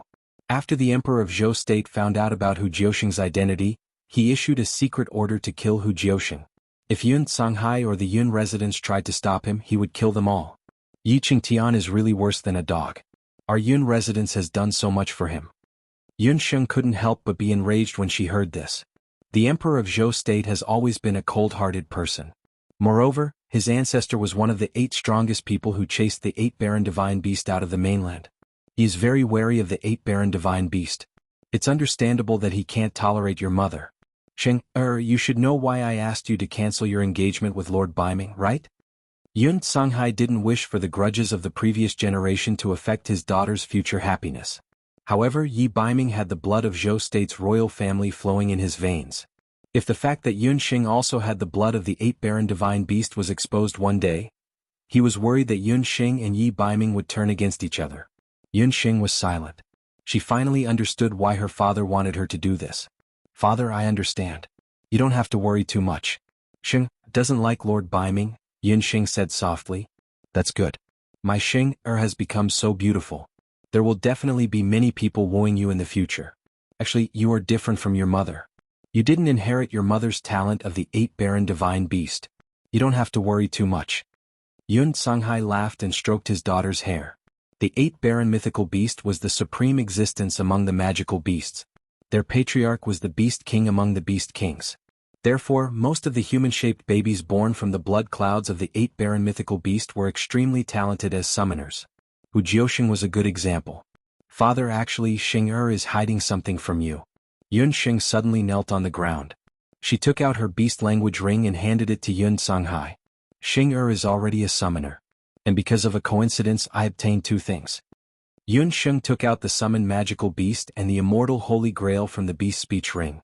This is a magic tool that can summon holy beasts and above. It's called the summoning demon hand. This cup is the holy grail that can continuously obtain the spring of life. Yun Sheng did not want to hide this from her father. Yun Songhai was shocked. 8 Desolates divine artifact. It was actually an 8 Desolates divine artifact. He didn't expect that 2 of the 8 Wastelands divine weapons, which had been rumored on the continent for a long time, were actually in Yun Sheng's hands. After Yun Songhai recovered from his shock, he felt a wave of panic. 8 Desolates divine artifact was a real divine artifact. On the continent, only the most powerful people could have one. But 2 of these things had fallen into the hands of his daughter. And his daughter was only 12 years old now. Was this really a lucky thing? Yun Songhai was speechless for a moment. He took a deep breath. Sheng put away these 2 divine artifacts. That ring sight, I should have thought of it. How could a magic tool refined by your mother be ordinary? You really did inherit her talent as a summoner. After Yun Songhai recovered from his shock, his heart calmed down a lot. How many more secrets was his daughter hiding? As a father, even he couldn't take it anymore. Father, when I was in the immortal Jew country, my mother taught me to carve this zither. But she didn't seem to remember me at all. When I said that I was from the Zhou state, she didn't react. I think the Zhao state must have done something. Yun Sheng took out the 1,000-year-old ice zither. Several strings on the zither attracted Yun Songhai's attention. A faint silver color like the moonlight. That was the color of his wife Hu Jiuxing's hair. He couldn't be mistaken. This also made Yun Songhai more certain that Yun Sheng saw his wife Hu Jiuxing. Sheng, father will investigate your mother's matter. I hope you won't interfere in this matter. After Yun Songhai woke up, the first thing he wanted to do was to find his wife Hu Jiuxing. You don't need to persuade father anymore. Don't worry, I know what I'm doing. I won't have a direct conflict with the Zhao state. I've already died once, so I won't be as impulsive as I was before. I heard from your second uncle that you want to participate in the Imperial Magic Academy's Mainland Elite Magic Camp. Just go and participate. The Mainland Elite Magic Camp was a place where one could learn the highest level of magic. Especially since Yun Sheng had the dark magic soul in her body. Yun Songhai frankly told Yun Sheng that he had learned dark magic before. At that time he had met an instructor from the Mainland Elite Magic Camp by chance in the arena. The instructor had taught him by chance. Dark magic is actually not as evil as the outside world says. No matter if it is magic or battle techniques, there is no absolute good or bad.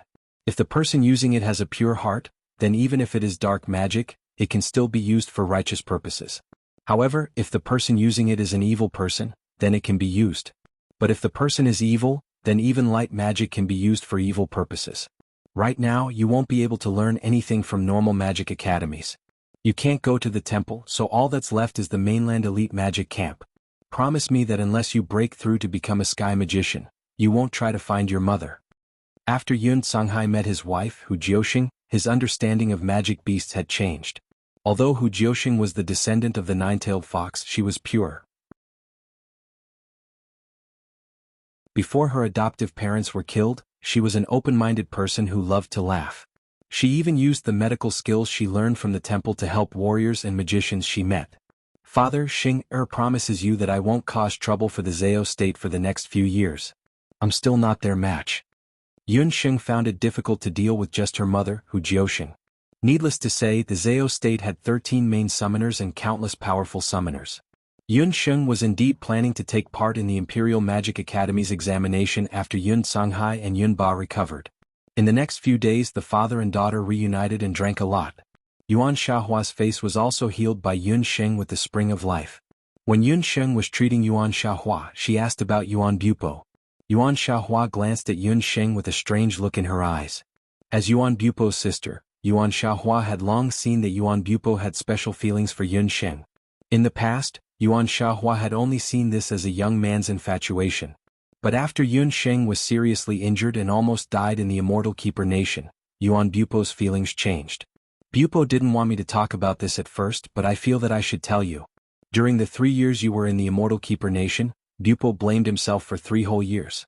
In the first year he built a small house outside the snowy forest sea, saying that he was waiting for you to come out. Later on, my father couldn't stand it any longer, and personally went to his door to give that foolish boy a beating. Yuan Shaohua sighed emotionally when she recalled that time.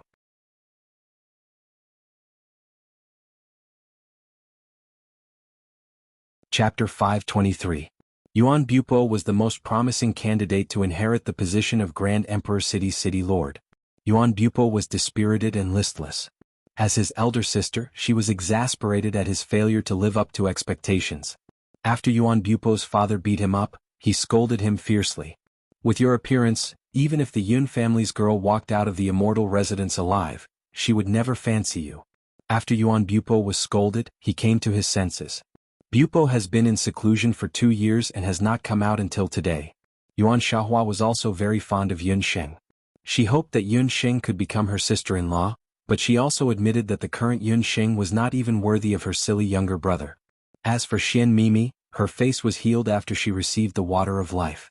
Her experience in the Immortal Residence Nation made her understand that there was always someone better than her. In the past 2 years, she did not cause any trouble and cultivated obediently in Grand Emperor City. Since that is the case, I am relieved. In a few days, Zhou State's Royal Magic Academy's examination for the mainland's elite magic camp will begin. I should also prepare. Yunxing smiled. She did not pay much attention to the hint in Yuan Shaohua's words.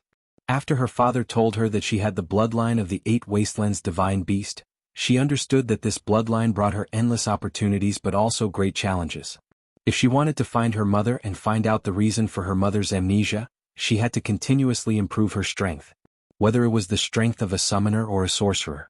Just as Yunxing was quietly waiting for the examination day of the mainland's elite magic camp, an unexpected event broke the peace of the Yun residence, the Jade capital, and the entire mainland. After Yun Ba obtained the water of life, he went into seclusion. He used the water of life to purify the amniotic fluid poison in his body. However, compared to Yun Sanghai's recovery and Yuan Sha Painting's recovery, this process was much longer and much longer. One night Yunxing had just laid down. She was still living in the medicine hall of Wushuan Everlasting Palace. Suddenly Yunxing opened her eyes. She could feel a powerful wave of energy forming. This fluctuation was felt by everyone in the Jade capital. Of course. Yunxing came out of the medicine hall and leaped onto the roof. She looked in the direction of the powerful fluctuation from afar. What surprised her was that the fluctuation came from the direction of the Yun residence. Someone is about to break through. This feeling, could it be? Yunxing murmured. Yun Ba began his seclusion. His closed-door cultivation this time could be considered extremely dangerous. In the past 3 years, Yun Ba had suffered the indignation of being reduced from a martial saint to a cripple. He had also suffered the humiliation of being humiliated by the imperial court's old officials, including Grand Secretary Qin, under the pretext of visiting him. On the other hand, he was also very worried about his granddaughter, Yunxing, who was in the immortal Ju nation and whose whereabouts were unknown. Fortunately, Yun Sanghai had remarried. He also knew that Yun Sangxue had remarried and that his grandson, Tangyu, was more sensible than before. Only then did he feel gratified. This continued until Yunxing returned to the Yun residence and brought back the spring of life. His eldest son, Yun Sanghai, who had been in a coma for many years, woke up. At that moment, Yun Ba breathed a sigh of relief. He held back his tears. When he came out of Yun Sanghai's courtyard, his eyes were red. When he returned to his own courtyard, he couldn't help but cry loudly in front of his wife's memorial tablet. The old general cried as he pinched his nose. "Wife, the children are back. I'm going into closed-door cultivation tomorrow. If it fails, I'll go directly to find you." Yun Ba had a strong temper. In the past 3 years he didn't show it on the surface, but in his heart he was extremely sullen. He was a martial saint. If the spring of life didn't cure him this time, he would become a complete cripple. He would rather go with his wife. With this thought in mind, Yun Ba began his closed-door cultivation. He set aside Madame Yun's memorial tablet and drank the spring of life in one gulp. The spring of life was the purest water of the fairy race. It was also a miraculous water element nurtured by the immortal Holy Grail. It had super strong purification and healing effects. Yuan Shahua and Yun Sanghai's injuries had been healed by the spring of life. When Yun Ba drank the spring of life in one gulp, he was still a little apprehensive. He smacked his lips. Why doesn't it have any taste? It can't be a fake, can it? As if to protest Yun Ba's muttering, Yun Ba felt a cold sensation in his lower abdomen. That feeling was as if someone had cast an ice magic on his body. From the soles of his feet to his shoulders, then to his head, it gradually stiffened. At the same time, the magical beast amniotic fluid in Yun Ba's spinal cord also felt the invasion of the spring of life. Magical beast amniotic fluid and the spring of life were both the strangest water in the world. Magical beast amniotic fluid was the filthy water left behind by a powerful magical beast before it was born. On the other hand, the spring of life was purifying water. These two types of evil and purifying water were like light and darkness. These two forces were like fire and water. They were incompatible and wanted to devour each other. Yun Ba felt as if there was a hand inside his body that was desperately tearing at him. It could tear him in half at any time. It was also the constant stalemate of these two forces that caused Yun Ba's old and decaying body to radiate with a brand new energy. This energy was very terrifying. It was like a surging sea, wave after wave.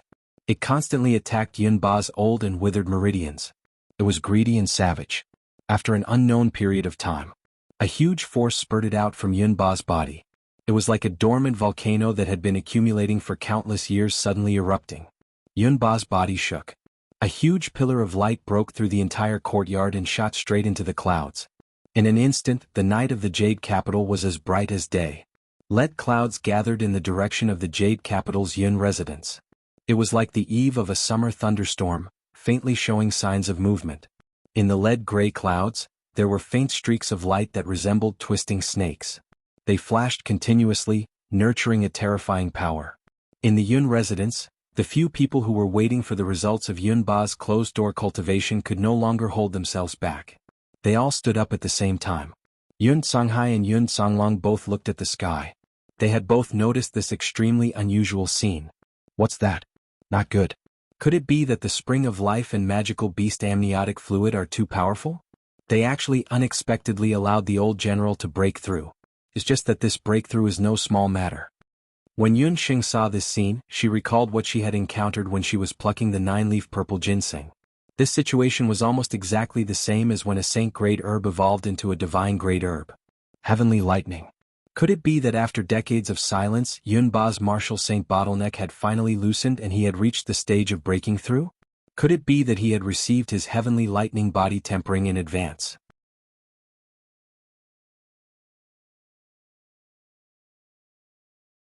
Chapter 524. The scale of this heavenly lightning body tempering was much greater than Yun Songlong's heavenly lightning body tempering. After all, Yunba had advanced from a martial saint to a martial emperor. It had been many years since a martial emperor had appeared in Zhou state. The Yun brothers and Yun Songshua also became nervous. Even that kid Tang Yu had his mouth wide open as he stared at the sky, dumbfounded. Heavens, that lightning in the sky was too terrifying. Father, second uncle, you must help. Yun Xing had already rushed to the residence. When she saw this scene, Yun Xing was also shocked. She also did not expect that the spring of life would bring about such a special effect. That time she had Yi Baiming's help. The two of them had used a miraculous magical resonance to resist the heavenly lightning. However, Yunba's heavenly lightning this time appeared to be much more powerful than the 9-leaf purple ginsengs. Yun Xing was only one person. She did not have much confidence in being able to resist the heavenly lightning this time. If Yunba had received the heavenly lightning in his normal state, with his cultivation as a martial saint, it would naturally not be a problem. However, this time, Yunba had unexpectedly broken through after consuming the spring of life while being poisoned by the amniotic fluid of a demonic beast. He was now like a cripple. How could he possibly withstand the heavenly lightning? Among the few people present, only the sky magus Yun Songhai and the martial saint body Yunba could help. Yun Songlong hesitated for a moment. He glanced at his elder brother. After Yun Songhai and his father had a falling out, the two of them had not officially reconciled.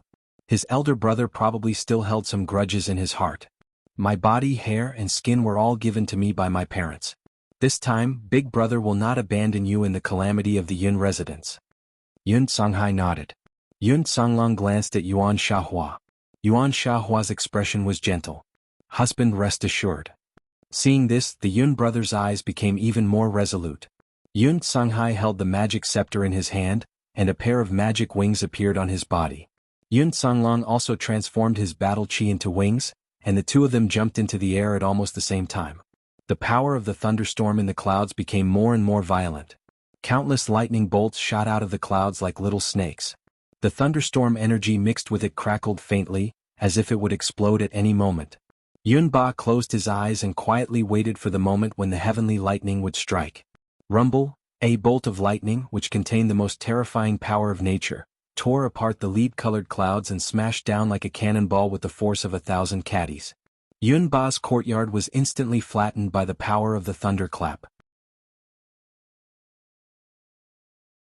The trees, the roof tiles, everything in the courtyard was instantly reduced to ashes. Everything seemed insignificant in front of the power of nature between the heavens and the earth. When the roof exploded, Yunba didn't dodge. He was like a Buddha statue that had been sitting in a temple for eternity, emotionless, fearless, and unfazed. His heart was like the calm surface of a lake. Life and death, whether it was a cripple or a martial saint, they were all reduced to dust by the power of lightning at that moment. In life, fame and fortune were nothing but fleeting clouds. Lightning bolts struck down one after another, and Yunba's body was already covered in blood and flesh. Pain and numbness were no longer important. At that moment, Yunba suddenly felt that the power of the lightning striking his body had weakened by a lot. Could it be that even Chendo looked down on his old bones and was too lazy to deal with him? He couldn't help but feel suspicious. He raised his turbid eyes and stared blankly at the sky. The scene that entered his eyes made Yunba's heart tremble involuntarily. In the sky, Yun Songhai and Yun Songlong had used their bodies to block the most violent lightning strikes for him. This was. A bolt of lightning struck Yun Songhai's shoulder with a boom. Yunba only felt pain on his shoulder. That was his eldest son. That high-spirited eldest son who had left the family for many years and refused to acknowledge his ancestors even when he was at his lowest. Another snake-like purple lightning struck Yun Songlong's limbs. That was his second son who had been crippled for many years. There was once when he, as his father, had given up on him. His wife's dying words vaguely flashed through his mind. "Ba, it's enough for me to marry you in this life. If fate wills it in the next life, we will be husband and wife again. I'll leave the children to you. In the first half of your life you fought on the battlefield for the country. I only hope that in the latter half of your life, you will be surrounded by children and grandchildren. Everyone in the Yun residence will be worry-free." Boom. A bolt of lightning that resembled a purple centipede blasted Madame Yun's memorial tablet away from Yunba. The memorial tablet broke into two halves at the waist. Yunba was furious. He suddenly leapt up, his long hair, which had been half burnt by the lightning, flying in the wind. "I originally wanted to die peacefully, but this damned lightning. Heavenly lightning. *CKU. I want to be reunited with my wife, but you won't let me be at ease. .. He couldn't even protect his wife's memorial tablet, nor could he protect his children and relatives. *CK. The heavens are unfair. I'll fight you to the death." Yunba stood in the pillar of light, an inextinguishable ball of fighting aura burning in his body. He stood upright, raised his head and soared into the sky. The fury in his eyes was like a river bursting out of a dam. He roared, and a heavenly axe made of fighting aura appeared in his hand. The heavenly axe shone with spiritual light. In the sky, the Yun brothers, who intended to bear part of the heavenly lightning's power for their father, were fighting fiercely. They didn't expect that at this moment, a strange force would shoot up from the ground. Even with their cultivation bases, they were unable to discern what that strange force was. The lead-colored thundercloud above the residence of Yun in Jade Capital was actually cut into two halves by the uncanny force that was like the autumn wind sweeping away the fallen leaves. The wind swept away the clouds and the dragon soared for thousands of miles. Yun Songhai and Yun Songlong both retreated, looking at the crazy strange force with fear as it charged into the clouds. The power of lightning in the clouds struck down, but the strange force clashed with the power of lightning again and again. It actually crippled the power of lightning. The Yun brothers' clothes were dripping with sweat like a small stream. When the lead-colored clouds in the sky dispersed, the strange force finally revealed its true appearance. It was their father Yunba, who was wearing tattered armor and had hair like a chicken's nest. Yunba was covered in wounds, but he held the heavenly axe with fighting aura as he stood in the sky, looking down at the entire Jade Capital. His originally turbid old eyes were exceptionally clear after experiencing the heavenly lightning. It was only today that he saw the vastness of heaven and earth and the power of all things. The Jade Capital was so big, but the only thing that could truly accommodate him was the Yun residence. Only the Yun residents would listen to him in times of danger. "Father!" The two brothers shouted in unison. Their little hearts did not forget to beat a few times in their chests.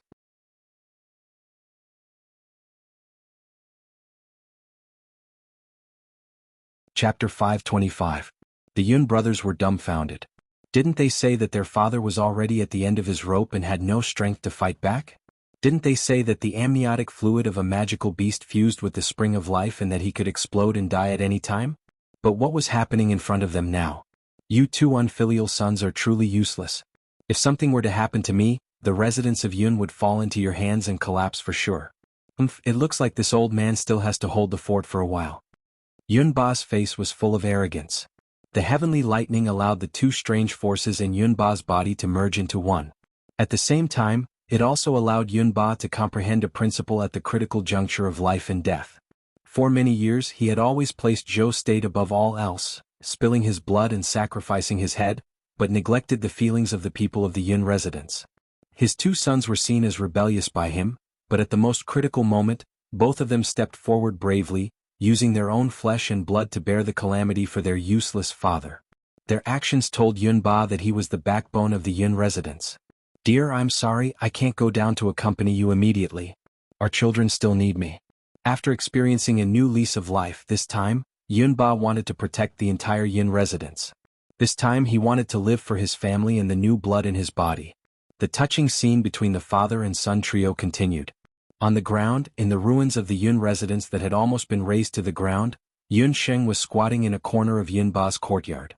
She held her magic scepter suspiciously in her hand and muttered, "Oh, my grandmother. Don't blame me. Xinger had no choice but to use magic to destroy your memorial tablet." It turned out that the bolt of lightning that struck Madame Yun's memorial tablet was actually an artificial lightning that Yun Sheng had secretly created with lightning magic. When Yun Songhai woke up and Yun Sheng found out that her mother, Hu Jiuxing, was not dead, Yun Sheng had decided to reconcile with old General Yun. So many years had passed since then, so the guilt in Yunba's heart was definitely not small. Just now, when the heavenly lightning struck, he had mobilized the Yun brothers to go into battle. This was also to let the three father and sons experience what it meant to be together in battle. With the strength of the three of them, it would not be difficult for them to withstand the heavenly lightning together. However, what made Yun Sheng so angry that she almost vomited blood was that Yunba was actually indifferent towards the lightning tribulation at first. His expression was one of, "I want to die, don't drag me down." She had no choice but to offend Madame Yun. However, Yunba proved himself to be the older the wiser. He broke through everyone's expectations and successfully broke through to the martial emperor realm. Martial emperors were much more powerful than martial sages. When Yunba appeared in front of everyone again, he no longer looked like an old man in his twilight years. His body had returned to its sturdiness, and his appearance had also become much younger. His originally grizzled hair now had a patch of black at the roots. His current appearance was at most 40 years old. In the sky, the three father and son stared at each other. For a moment, no one knew what to say. "Father?" It was Yun Songlong who spoke first. "You will always be our father." "Father?" Yun Songhai's tiger-like eyes burned. "This child knows his mistake." Yunba snorted and coldly glanced at the ground. "We are all one family. There is no right or wrong. All of you leave. Don't make my good granddaughter wait anxiously." Three figures streaked across the sky above the Jade capital like shooting stars. At this moment, it also officially meant that the Yun residents, after hundreds of years of loyalty, had finally withdrawn from the Zhou state's political arena. Yun Sheng and her father also buried the hatchet with Yunba. The family was happy and harmonious. Even Yun Sangxue and her son returned to the Yun residence to apologize to the old general under Yun Songhai's mediation.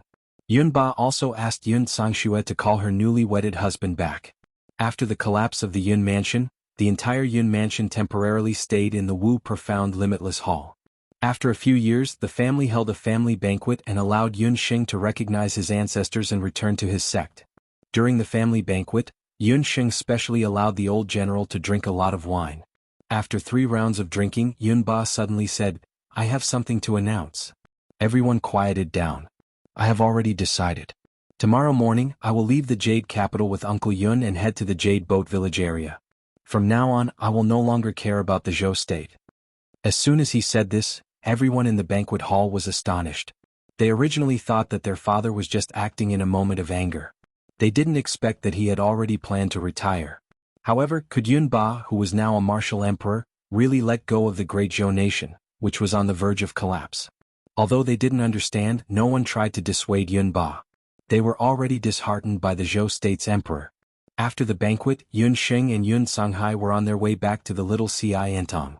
Yun Songhai paused. "Sheng, father has also decided to leave the Jade capital." Yun Sheng didn't say anything. She already knew that her father would separate from her sooner or later. Today was different from the past.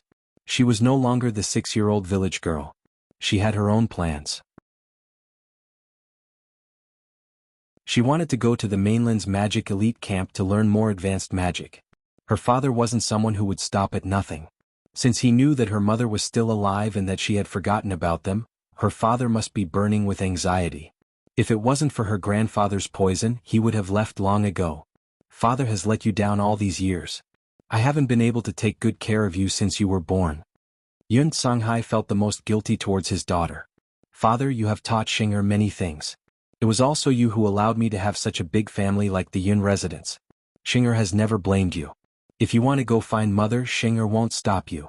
However, just as you asked Xinger not to rashly offend the Zhao state, Sheng also hopes that you won't be reckless. Yun Sheng tried to use a gentle tone to express her feelings of parting with her father. But when she reached the end of her words, her throat choked up and she couldn't continue. Yun Songhai stepped forward and held his daughter in his arms. More than 10 years have passed and the baby girl has already grown up. She is independent, strong and has amazing talent. Unknowingly, his daughter has grown up to be slender and elegant. She was no longer the little girl who wrapped around his knees and couldn't walk. Father promises you that one day the three of us will be together again. If you and I are fated to meet again, we will soon meet again. Yun Songhai also knew that he was not the Zhao state's opponent now, so he planned to sharpen his skills in the mainland. Once he had a breakthrough in his magic cultivation, he would then search for his wife's whereabouts. After knowing that her father wouldn't act rashly, Yun Sheng felt relieved.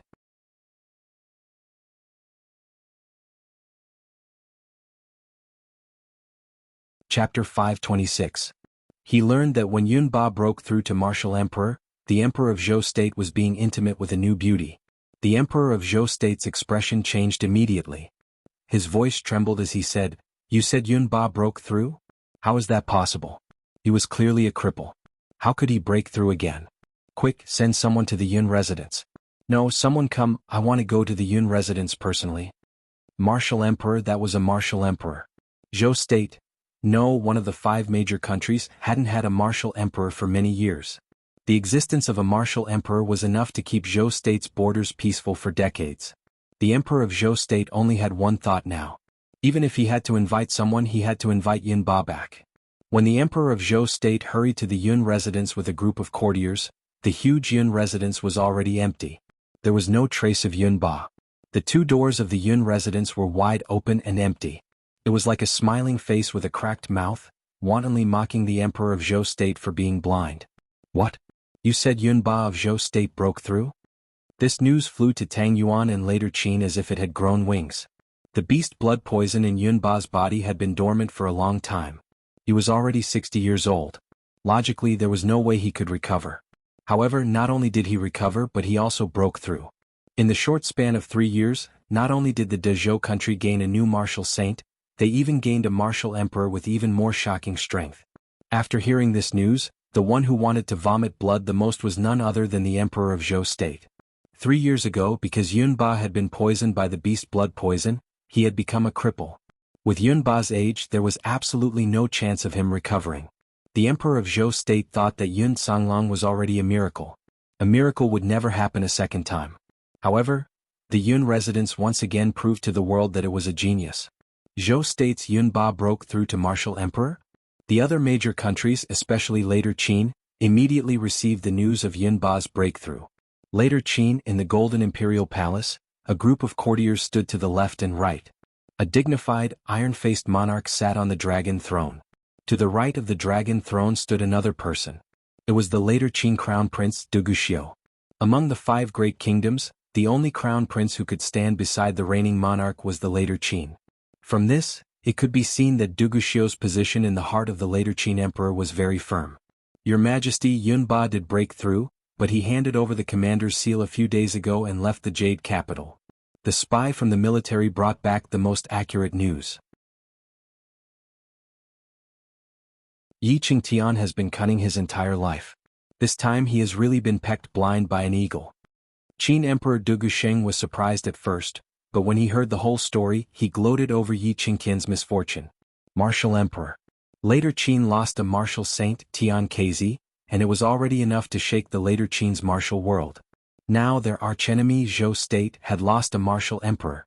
It seems like the destruction of Zhou State isn't far away. "Xiu, what do you think?" Later Qin's emperor was overjoyed. He then looked at Duguxiu. The Dark Crown Prince fell into deep thought. The Qin emperor asked him twice before he came back to his senses. "Father, I think so too." The Dark Crown Prince collected his thoughts. After Yun Ba left and Yun Songlong established the hunting corps, Zhou State's army only had Marquis Jiyuan left. This person's strength wasn't enough to be feared, and he was also a two-faced person. It would be easy to subdue him. However, the Dark Crown Prince thought that Zhou State's emperor wasn't as simple as he thought.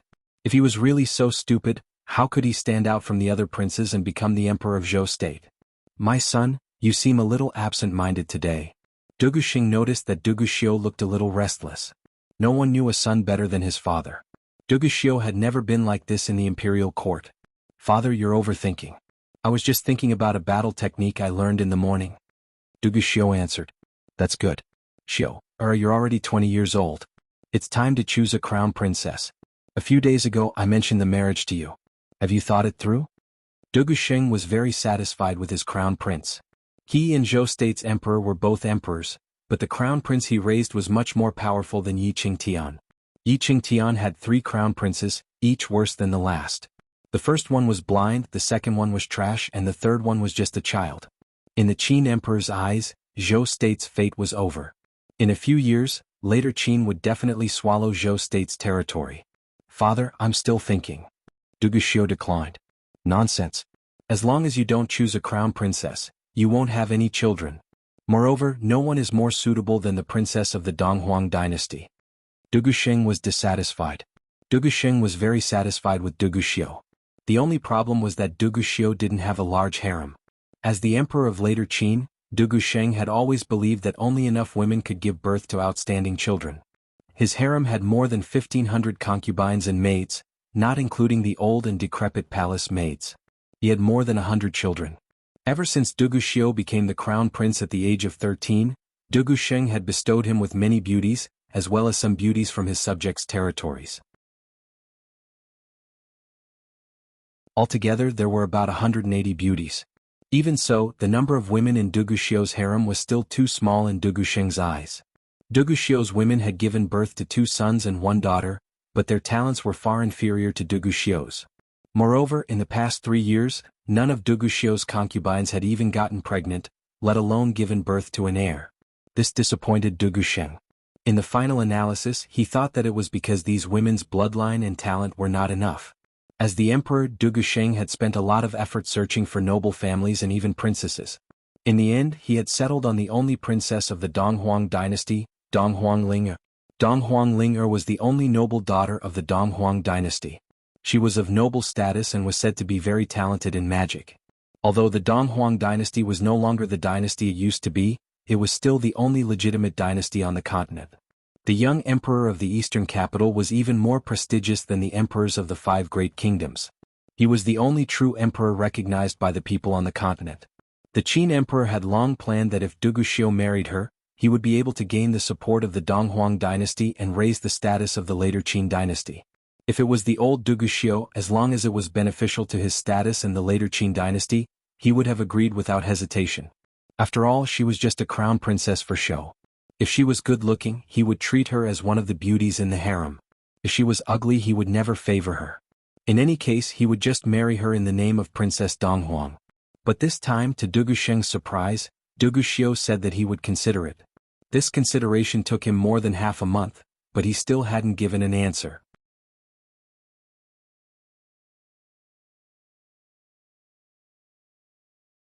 Chapter 527. Are you still thinking about it? Xiu, there are many people who have proposed to the East Emperor dynasty. If you delay any longer, this marriage will be cancelled. Or do you have a better candidate in mind for the crown prince's wife? The emperor asked suspiciously. Imperial father, do you know what a pair is? Duguxiu suddenly asked. A pair? What is that?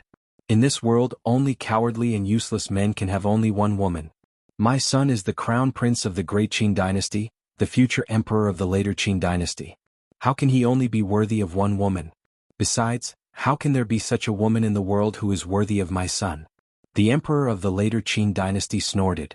Father, I agree to marry Donghuang Ling'er. Duguxiu stopped asking. That's good.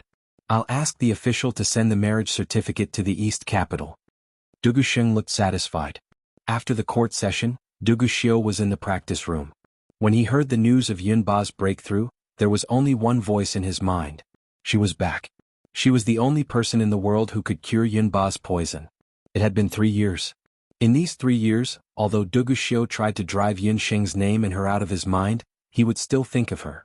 Yunsheng was the first woman who dared to refuse him. It was probably because of this that he could not forget her. At first Duguxiu thought so. However, every time he slept with the women in his harem, he would unconsciously think of the woman under him as Yunsheng. She was the girl who scolded and scolded angrily, sometimes elegant and sometimes beautiful. 3 years ago she took advantage of Lord Baiming of Zhou State to treat his good intentions as ill intent. At that time Duguxiu was furious. But when he learned that she had disappeared for no reason, Duguxiu felt a kind of unprecedented panic. He even used his secret guards to find Yunsheng's whereabouts without his father's knowledge, but all his efforts were fruitless. But 3 years later she appeared again. It had been 3 years. What kind of appearance would that girl, whom he both hated and loved, be like?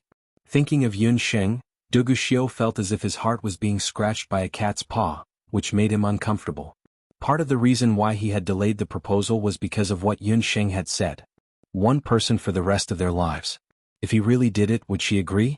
Unfortunately, Duguxiu was the crown prince of later Qin. His father's words made him realize that he couldn't favor only Yunsheng because of his own preferences. If I can't do it, Yi Baiming can't do it either. Yunsheng, you will still fall into my hands one day. The Dark Prince's expression was uncertain. Not long after Yunba left, Yun Songhai also left early one morning without informing Yunsheng. He only left a letter for Yunsheng. Sheng, you have already grown up. Father has nothing to impart to you. Father is going to find a way to save your mother. After you go to the continent's magic elite camp, if you have the chance, you can go to the Heaven's Wings arena to train. Yunsheng was very clear about her father's intention of leaving without saying anything. Even someone as iron-willed as Yun Songhai would find it hard to accept the moment of breaking up. Yunsheng carefully put away the letter. She would always remember her father's words. One day their family of 3 would meet again. Yunsheng called Lin Yaoer over. Little Ci Entong has developed very well in the past few years. It's all thanks to you, Yao. In the past few years when Yunsheng wasn't around, Lin Yaoer had indeed worked very hard. She had to take care of the Imperial Magic Academy and little Ci Entong. Because she was worried that she wouldn't be able to take care of both, she simply brought her father to Jade Capital. The father and daughter used all their experience and effort in the early years of operation on little Ci Entong. Coupled with the help of Yao Rong and his wife, little Ci Entong was thriving day by day. In the past few years, the number of medicine men and magic apothecaries recruited was more than a few years ago. Just the roster that Lin Yaoer gave to Yunsheng had more than 1,000 alchemists and magic apothecaries. So many people? Yunsheng looked at the information of these people and frowned slightly. Are these people clean? When the forest was big, there were all kinds of birds. I have investigated most of these people, but I can't guarantee that none of them have sneaked into the Medicine Emperor Pavilion. Lin Yaoer wasn't completely at ease with these people. But Master can rest assured. The moon god's praise that you left behind before you left was personally taken care of by me. These people won't be able to come into contact with it. Quality is more important than quantity. When I come back this time, I will reshuffle the cards. Yunsheng immediately did what she said. Immediately gather all the medicine men under you, including alchemists and magic apothecaries. Call all those that you think are reliable and have clean backgrounds. 3 years was enough for Yunsheng to recuperate. Qi Tian's actions in the past made Yunsheng realize that it was time to lay her cards on the table with the Medicine Emperor Pavilion. A few days ago, she didn't have time to care about these things because of the Yun residence. But now that the Yun residence had moved, she no longer had anything to worry about. Yunsheng understood that Rome wasn't built in a day. 3 years ago, it was impossible for the little Ci Entong to catch up with the Medicine Emperor Pavilion. But in these 3 years, the little Ci Entong's free clinic and the magic medicine manors elites flourished day by day. The praise for the little Ci Entong far surpassed the Medicine Emperor Pavilion. Especially with the addition of Yao Rong, some medicine men and doctors who admired Yao Rong in the Medicine Emperor Pavilion turned their backs on the Medicine Emperor Pavilion and joined the little Ci Entong. If it was only 1 or 2, Lin Yaoer could stop them. But when the number of people increased, Lin Yaoer was powerless. As a result, there were many medicine men and medicine men in the Medicine Emperor Pavilion, and 40% of them came to join the little Ci Entong. These were all things that Yunsheng only knew after returning to the little Ci Entong. No wonder there were branches of the little Ci Entong in various places. Most of them came from the Medicine Emperor Pavilion. Unknowingly, the situation of the Medicine Emperor Pavilion gradually reversed. Coupled with the rise of the Sky Hunting Corps, almost the majority of the hunters in the Zhou State's Hunting Corps exclusively used the medicines of the little Ci Entong. The Medicine Emperor Pavilion suffered from many attacks and was already on the verge of collapse. But even so, a skinny camel was still bigger than a horse. Yun Sheng was clear that if she wanted to get rid of the Medicine Emperor Pavilion, she must start from the root, and that was to defeat the Medicine Emperor Pavilion in terms of medicinal pills. Lin Yao didn't understand what Yun Sheng wanted to do, but she still followed Yun Sheng's order. Within 3 days all the medicine men and medicine men in the little Ci Entong were called over. In these 3 days Yun Sheng carried out a special training. I have 2 things here. These 2 things can greatly improve your ability to refine medicine. The 2 things that Yun Sheng mentioned, 1 water and 1 fire, were the karmic fire and the spring of life.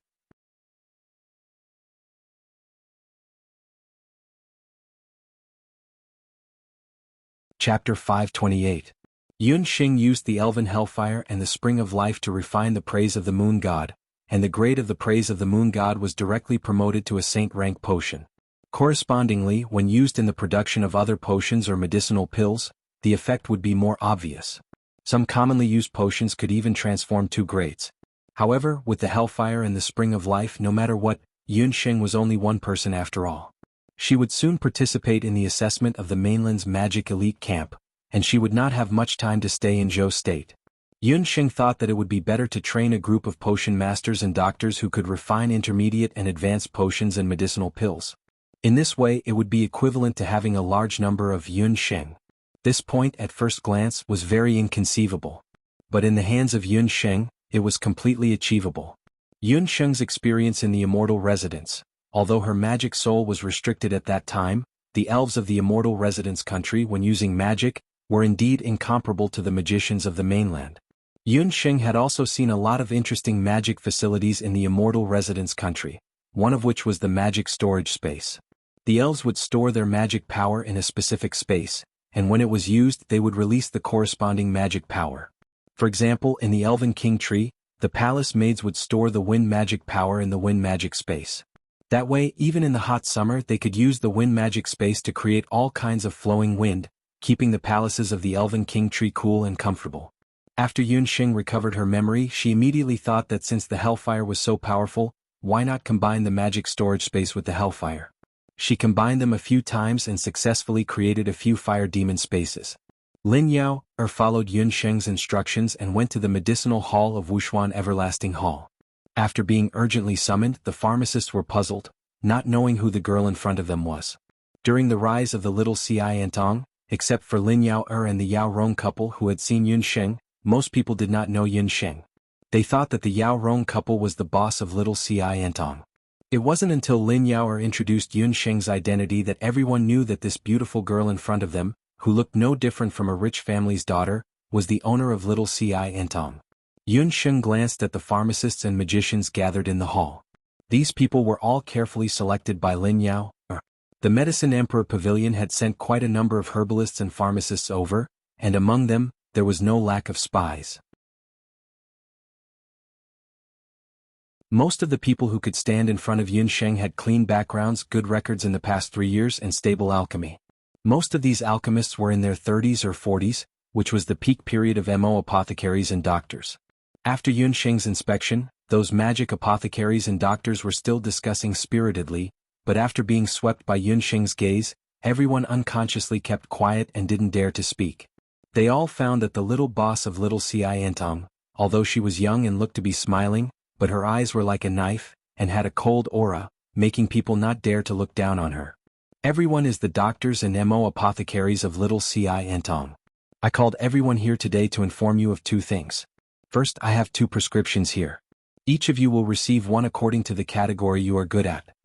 Yun Sheng asked Lin Yao to prepare a lot of small copies, and all of them were piled up on one side. The doctors and MO apothecaries were baffled. They took out a small copy and looked at it.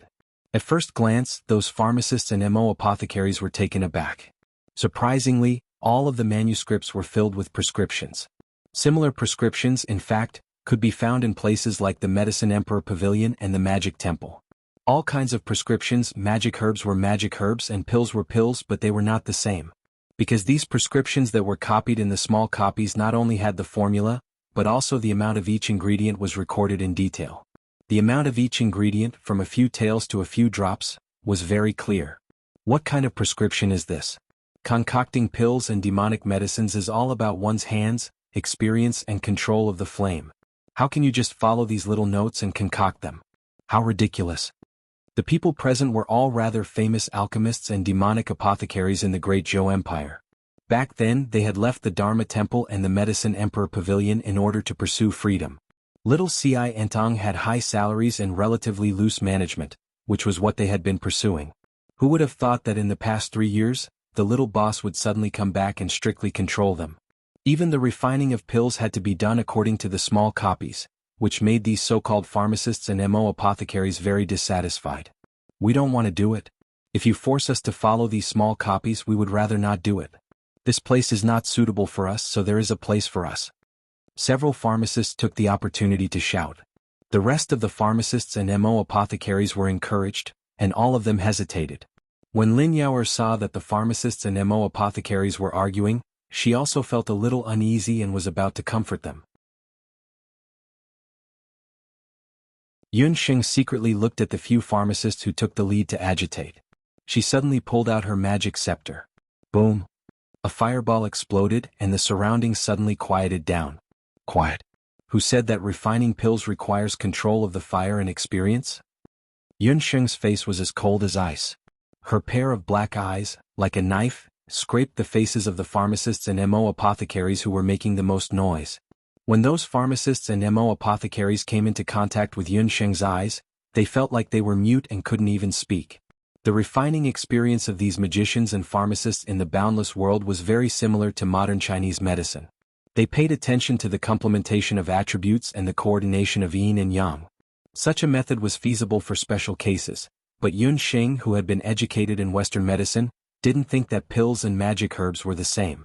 The modern Western medicine system paid attention to the accuracy of the medicine. Correspondingly, when producing Western medicine, it was almost like an assembly line production.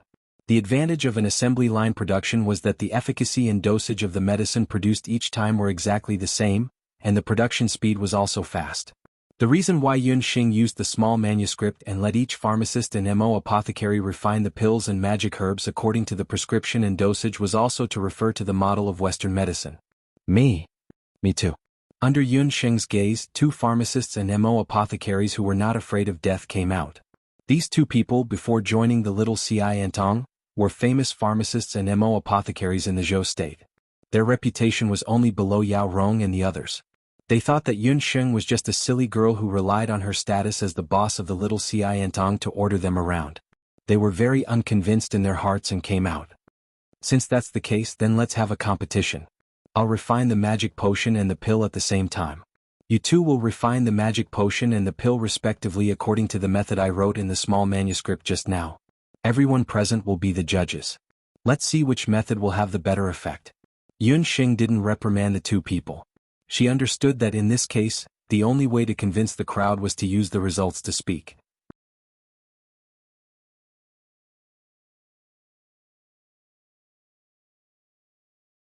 Chapter 529. Seeing that a little girl like Yunxing was challenging 2 powerful apothecaries and magicians, the crowd of apothecaries and magic apothecaries were all excited and wanted to join in on the fun. Apothecary Li, do us a favor and show the little girl that magic potions and egg potions are not child's play. What's with her handwriting? Let the little girl go to hell. Lin Yaoer didn't know what Yunxing was up to.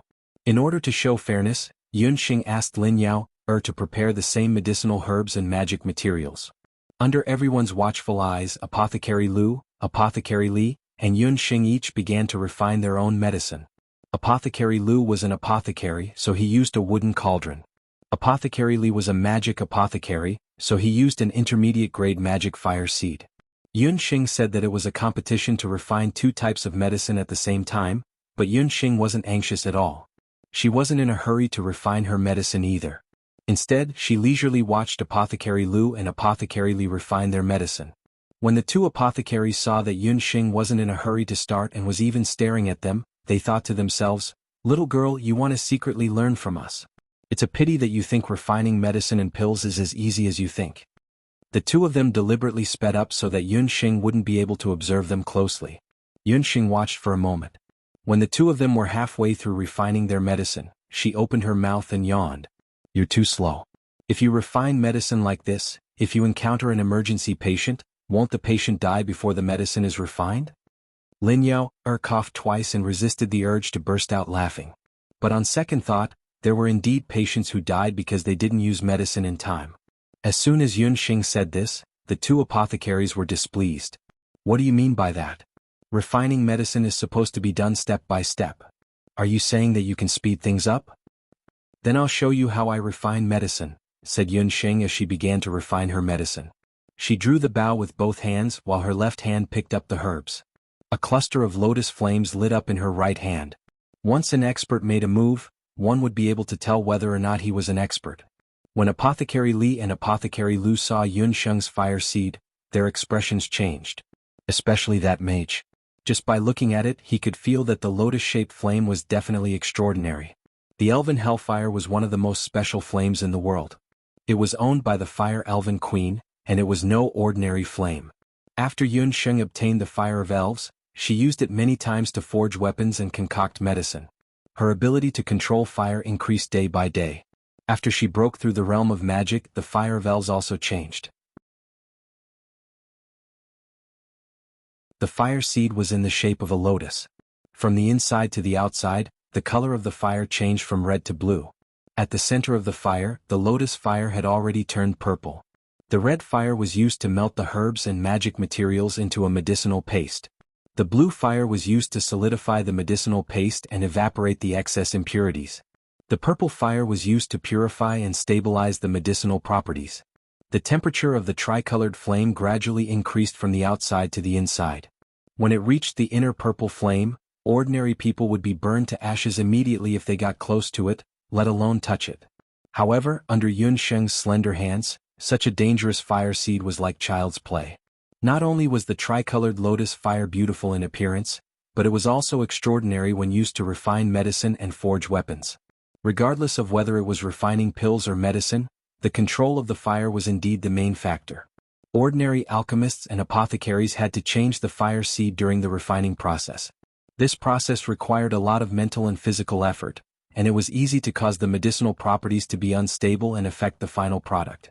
However, Yun Xing had 3 types of fire at the same time, which meant that she could spend more than half of the time compared to others. However, the most important factor for Yun Xing's fast speed was not the fire seed, but the amount of medicinal materials. She kept throwing materials into the fire seed, and every time she threw in materials, the amount was exactly the same. Before Yun Xing wrote that small manuscript, she had refined it at least thousands of times. According to the refining process, the optimal amount of medicinal materials needed, and the final product, she had that small manuscript. The alchemists and apothecaries were all dumbfounded. They only saw Yun Xing's 2 hands moving non-stop like spinning tops. In just a quarter of an hour, Yun Xing already had 10 medicinal pills in her hands. Another quarter of an hour later, Yun Xing refined another bottle of magic medicine. As for Lu and Li, they had not finished refining at this time, and both of them were already sweating profusely. Just from the color of the magic medicine and the fragrance of the medicinal pills, everyone already understood that the medicinal pills and magic medicines refined by Yun Xing were of very high grade. Moreover, the time she spent was only equivalent to a quarter of the other 2 people. She was still fighting 1 against 2. With this kind of alchemy and refining ability, not to mention Zhou State, even in the whole continent, no one could compare to her. Even if the grade of the medicinal pills was comparable in terms of time, no one could compare to Yun Xing. The people who originally doubted and ridiculed Yun Xing now only had one thought, and that was, too amazing. We lost. Li and Lu both hung their heads dejectedly and admitted defeat in unison. Yun Xing also did not have any pride after winning. Very good, I believe that everyone already has no objections. Since that's the case, from now on, follow my instructions and refine medicine according to the method of the small manuscript. The alchemists and apothecaries all came forward one after another. This time, after they took the small manuscript, they no longer had any objections. Yun Xing also chose 10 people from the 50 magic apothecaries, including the 2 apothecaries who challenged her earlier. These people were left behind alone. Great National Master Yun, why did you keep us here? The one who asked was the magic apothecary surnamed Lu. He also found out later that the teenage girl in front of him turned out to be Tang Yuan's great national master. I kept you here to teach you the method of refining a more advanced magic medicine. You should have noticed that part of the reason why I was able to refine medicine so quickly was because of my fire seed. Do you want to have this kind of fire seed? Yunxing asked. The group of magic apothecaries were all dumbfounded. They naturally also discovered that Yunxing's fire seed was very special, but they all felt that it was the great national master Yun's personal fire seed. Even if they were envious, they could not obtain it. Who knew that the great national master Yun would actually say that they could also have such a fire seed? For a moment, everyone was excited. The magic apothecary surnamed Lu was more cautious. He swallowed his saliva. Could it be that we can also have such a fire seed? Of course you can, but if you want this kind of fire seed, you have to take this medicine, Yunxing said and took out a bottle of medicine.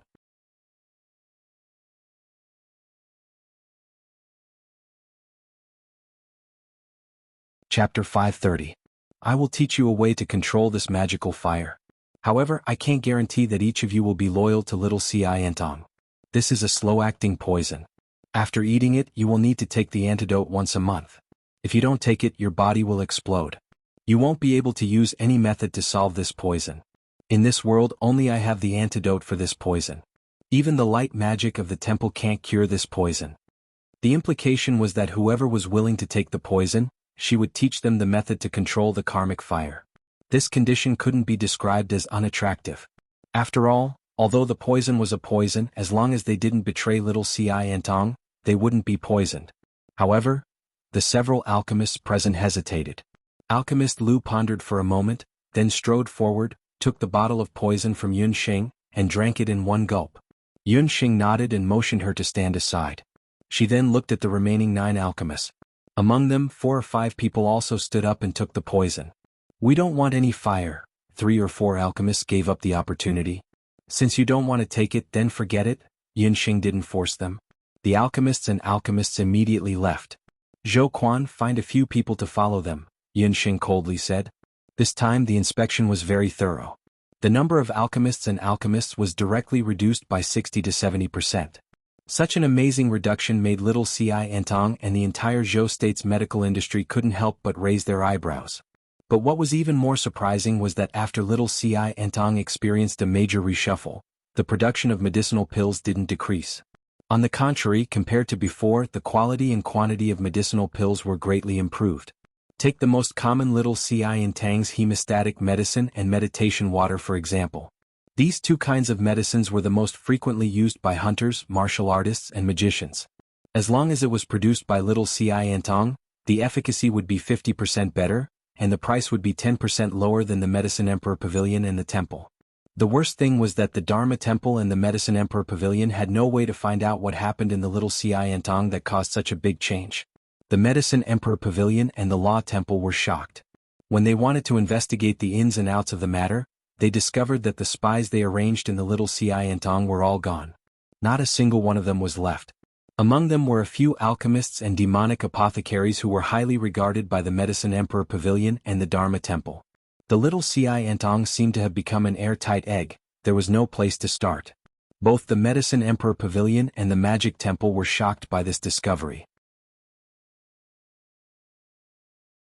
What? Not a single one left? Qi Fangfei was in the Medicine Sovereign Pavilion. After receiving the news, she flew into a rage. I can't contact any of them? What's going on? Inside the temple, Elder Judge Ming also received the news.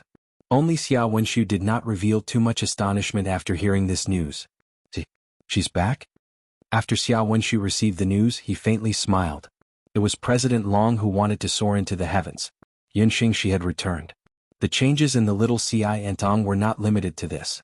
In addition to unifying and standardizing the production, Yunxing also began to promote the little Xiantong's pills to the continent through the Everlasting Chamber of Commerce. With such rapid sales, the name of the little Xiantong immediately resounded throughout the continent. After reorganizing the little Xiantong, Yunxing went to the Heaven Extermination Hunting Corps. Counting the time, she had not been to the hunting corps for more than 3 years. During this period of time when Yunxing was not around, the position of deputy commander had always been empty. Without Yunxing, there would be no Heaven Extermination Hunting Corps. Yun Songlong and Zhou Quan immediately returned to the garrison. In the past few years, especially after Yun Songlong broke through to the Martial Saint realm, the Heaven Extermination Hunting Corps' momentum was like a rainbow. At the end of this year, they had the opportunity to become an S-ranked hunting corps. In the past 3 years, The number of hunters in the Heaven Extermination Hunting Corps had expanded by more than 10 times. The Hunting Corps' camp had also expanded by 10 times. Most of them were new hunters. When they heard the news that young Master Yun was coming back, they were still a little confused. They had heard of young Master Yun before, but they had never seen him in person. They pulled over a few old hunters and asked, "Who is young Master Yun?" Vice Commander is back." The old hunters rolled their eyes, implying that they were ignorant and did not even know who young Master Yun was. "Vice Commander is coming back. Why is it more grand than the commander? I was wondering what the Vice Commander looks like. Is he more powerful than the commander?" The new hunters chattered about the appearance of the Vice Commander. The old hunters kept them in suspense. "You will know when you see him. Young Master Yun is a woman." When they heard that the Vice Commander was a woman, the new hunters' blood boiled. In the hunting world there were many female hunters who were Vice Commanders. For example, the hunters of the Wolf Fang Hunting Corps were delicate beauties. They all hoped that their Vice Commander would also be a stunning beauty. "All of you, what are you doing? Why aren't you training?" Zhou Quan caught the group of gossiping new hunters and kicked each of them. Daring to talk about young Master Yun behind his back, this group of people, when they saw young Master Yun, they would know. At this time, Yun Xing, accompanied by Oriole, arrived at the hunting corps. "Sister Oriole, you're here for inspection again." Huang Ke accompanied Yun Xing. When they reached the entrance of the hunting corps, they saw a few young hunters approaching them. In the past 3 years, Oriole had grown into an outstanding C-rank female hunter. In the hunting corps she was also an elder. She relied on her own efforts to learn combat skills in Wushuan Wuji Hall and entered the inner hall. The third chapter of the Dihong Song was also refined, and Yun Xing had also taught her the remaining 4, 5, 6 chapters of the Dihong Song. Oriole was originally beautiful, and after practicing martial arts she grew a lot taller. She was different from the thin and weak singer Yun Xing saw in her early years. She had a cheerful personality, and in the hunting corps, there were many young hunters who pursued her. "Hey, big sister Yellow Sparrow, is this little girl your younger sister? She looks pretty good." Seeing that Yellow Sparrow was ignoring them, the group of hunters focused their attention on Yun Xing. With one look, the group of hunters all drooled. What a beautiful girl. When they heard that a beautiful girl had entered the hunting corps, all the single hunters ran out. Oriole was angry and amused at the same time. She was about to explain Yun Xing's identity to everyone. She saw Zhou Quan wiping the sweat off his forehead and running over. "Damn you little brats, there's a beauty but you didn't call the captain."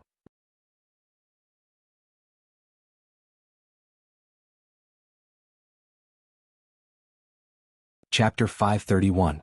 When Zhou Quan saw who it was, he couldn't spit out the word "grandpa" from his mouth. "Grandpa, grandpa. Oh my god, young master."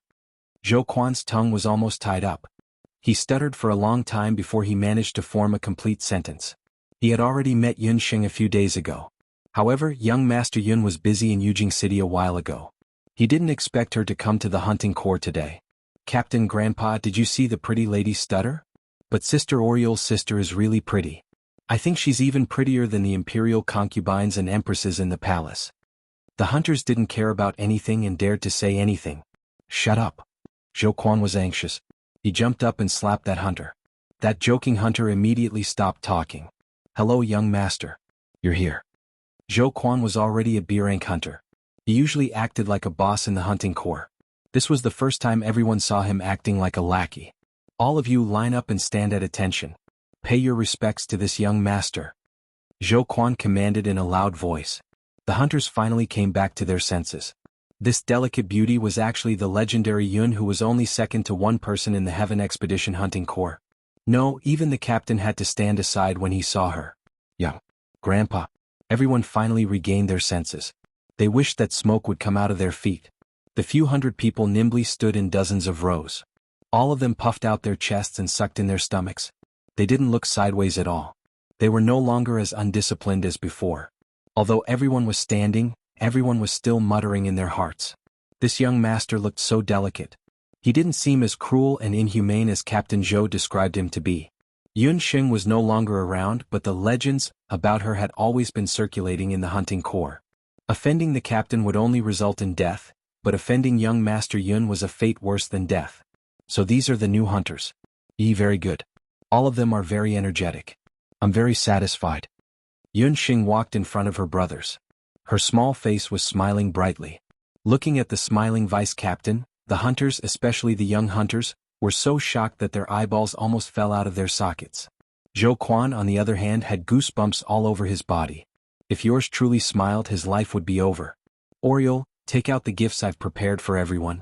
These are the body-strengthening pills that I've personally refined. Only then did everyone know that young Master Yun was actually a famous doctor. Everyone instantly felt deep veneration for him. When Zhou Quan heard this, he could not even straighten his back. The Oriole took out dozens of bottles of medicinal pills marked with the words Little Ci Entong. The medicinal pills produced by the Little Ci Entong were first-class goods among the hunters. Usually, one would have to spend a lot of money to buy them.